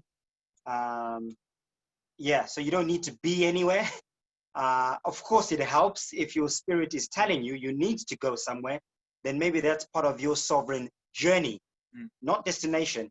The sovereign destination is within you. but there is definitely a journey towards any destination. So it's easy mode and hard mode, isn't it? Like we said Yeah, yesterday. super. Thank you. Yeah, I hear exactly what you're saying. I guess I had my first run-in with this going off, to off the grid everything in 1994, 5, 6. We were building a community and off, basically off the city, everything. And then we had some fallbacks, in our community. We had a spiritual master we were connected with, and we were basing out of that, but we had some setbacks. I think there were some pretty negative attacks upon us, and that sort of, it dissipated, and then I had to carry on my own. And but now it's like, I guess I've been running on the 2 tracks, like 1 foot here, 1 foot out. So I totally get you. It's sovereignty it's something within you. Definitely it is. It's when you feel that you are your own authority. Yeah. Right? And you don't need to listen to this person telling you that, or that you should stand up when they tell you to stand up or put the mask on or anything like that. That is such an essential thing. But well, I'll put an asterisk on that and say, well, actually, sovereignty is being able to put the mask on without judgment and have a smile on your face because you know it's not real and you're having fun with it. Sovereignty is when they tell you to do something and you do it not because you're afraid of them, but you do it because you're playing the game. Yeah. You're not feeling negative or positive to anything. You are just in rhythm and in flow, and you take everything with a smile. This is what Jesus was saying by turn the other cheek. That's right. So I've always said it. If people come over here, if the UN rocks up right now in front of me and say, we're putting vaccinations in all of you, I'm not going to fight. I'm not going to go, oh, no. I'll put my arm out and I'll smile and I'll tell him that I love him. Yeah, do what you need to do, brother. Because I'm free. I am truly free within me. Whatever you do to this body or to this, it doesn't matter anyway, because I know within me, I know where I'm going, and I know what I truly am. Nothing bothers me. Nothing physical bothers me anymore. You just understand, overstand, and understand the game. Absolutely. Also, I'd like to add in on just another perspective of looking at sovereignty, the way it's been shared with me and that I've been practicing it, is that, when you think about sovereignty in this realm, what happens? When you see a sovereign like the queen or the king, no one walks up to them and just tells them what to do, because there's a sovereignty that's been established. There's a frequency that's been put out. There's a resonance. And so you just bypass the queen or the king. You ain't gonna tell them what to do. You go to the next person you feel like you can tell what to do. So when you really get into this space of resonating this frequency of sovereignty and do some of the exercises that that Gaia shared with me, you begin to resonate something that when a person comes up to you, they don't even think to ask you to do certain things, because they hit the frequency of your toroidal field first. And that frequency says, beautiful. You don't have admission here. You don't belong here. You can go ahead to the next person because I will not receive you. This is all beautiful. Frequency.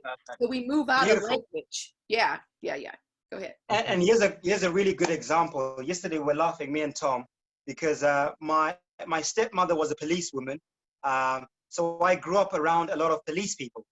I was never afraid of the police. Police were always friendly to me because they used to come for barbecues at the house. There would always be police people. We used to go to the police sports days. So I've always seen the police as good as far as I was concerned. Because of that, I've never in my life been stopped by the police, ever. I've never been in a police station. I've never been questioned. I've been driving for 20 years. I've never had anyone stop me and ask me for my license. Never, not once. So Tom was laughing and saying, you're probably the only black person on earth who's never been stopped by the police, as a joke. But that is the point that you're just saying, Robin, that it's because my toroidal field has established a sovereignty with the police. So I've got they probably sense it from a mile away that let's not bother even speaking to this guy. And you don't think it. So I don't think it. I don't attract it. Yeah. Because you're not. That's beautiful. That's a great example. Yeah. That's good. Well, yeah, Yeah, I so mean, that I think happened automatically. It's not something I did it's a consciously, but the vibration of love. subconscious. It's a vibration of love and positivity that you put out. And, you know, whatever you put out is what you're going to see around you and the way that Yes. others are going to respond to you. And yes, obviously we have to consider, like, sometimes, you know, you have to consider the fact that, you know, if you're in a city, you know, you're going to consider other people and the fact that others and how they perceive things. Just the other day, I had to go out and they made it mandatory in our city that you had to wear masks, right? And that was an interesting thing. So it was, so in certain situation, I said, okay, you know what, I'll put it on, but then you take it off.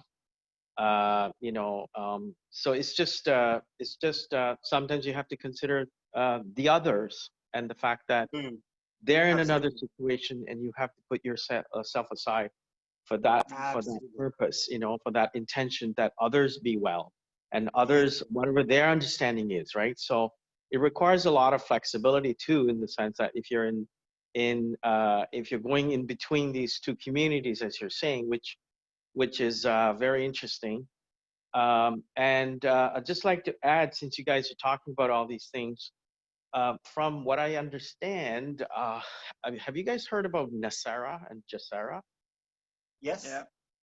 So 120 days before Trump, the election comes in, it gets activated. So that was the 7th of July.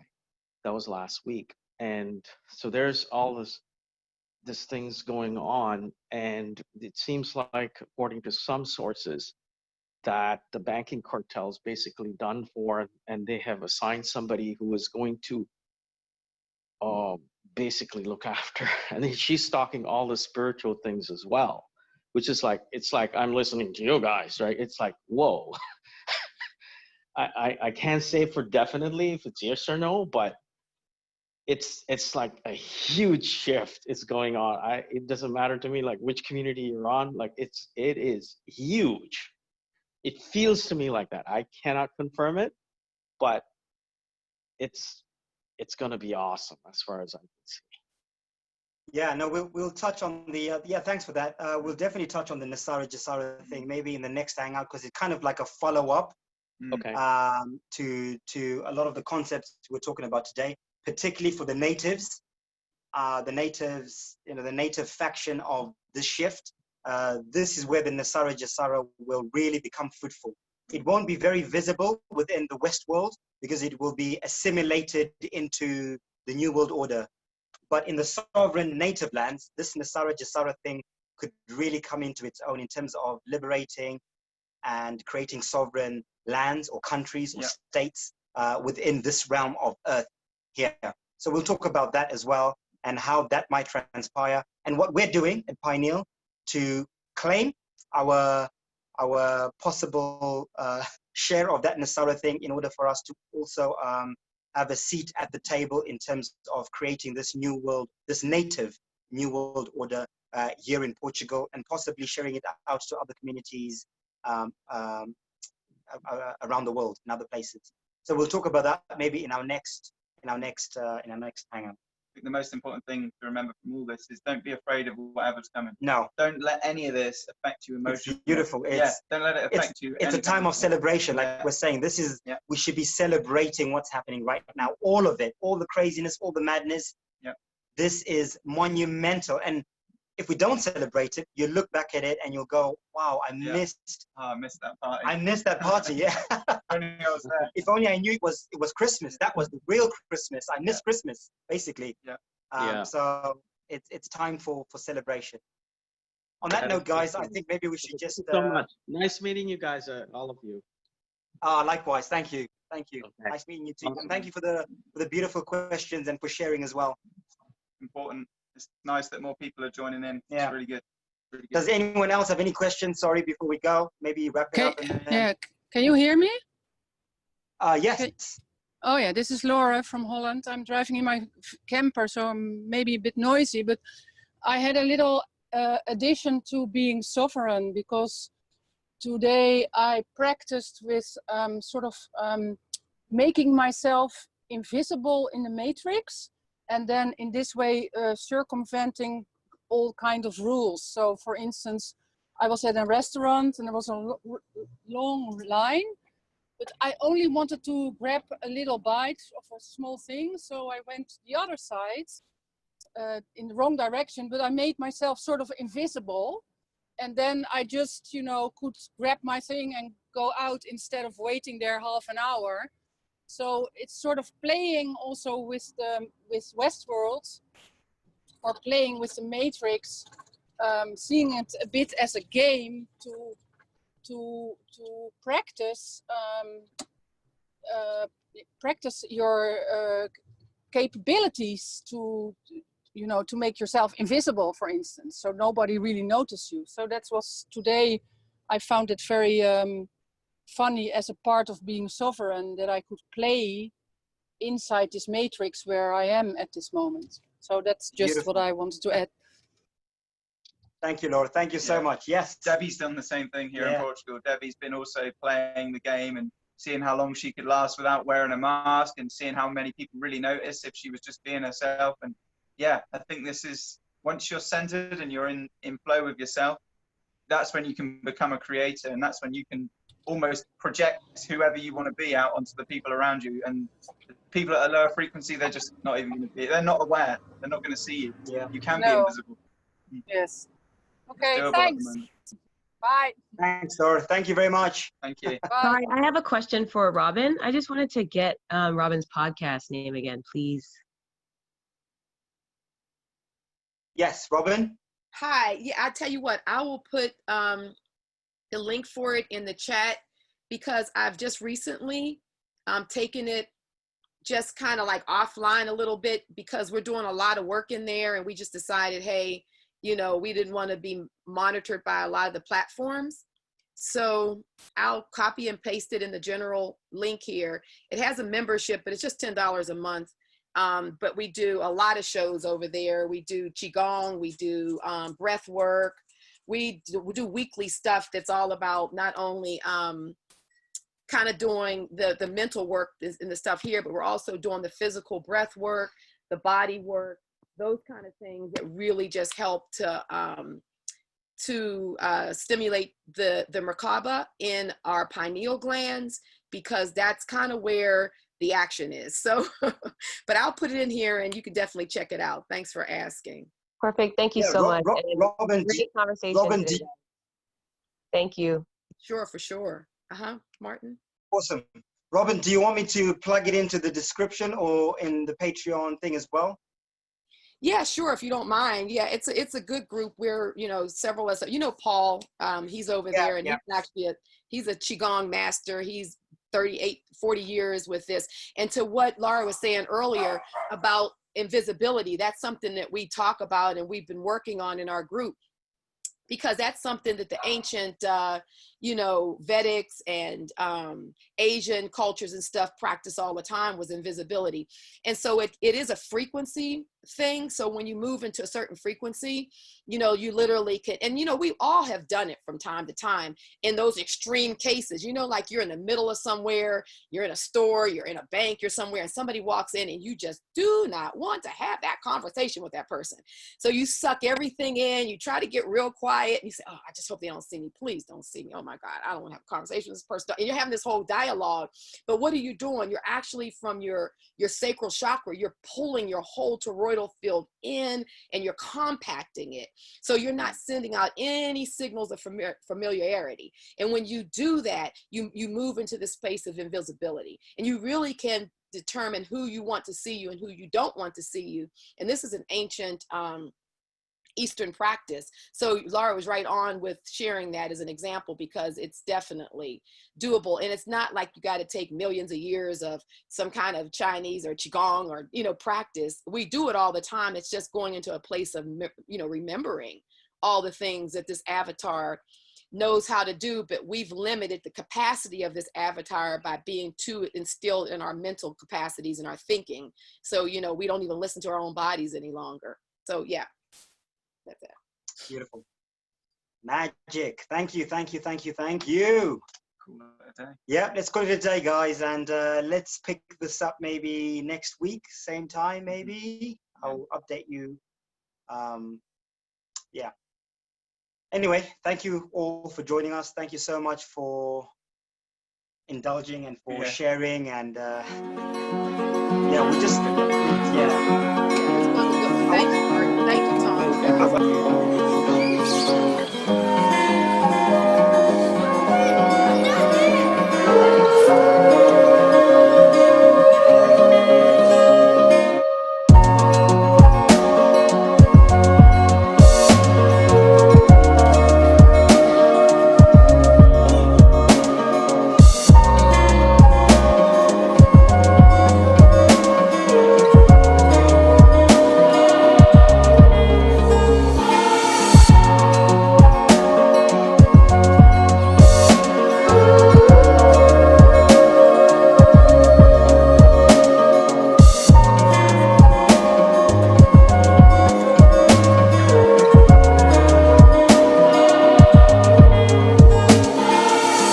In each body, a private world is being projected and sustained through thought and identity. And each one is committed to her own picturing, her own world. Would you swap that limited projection for a more total understanding?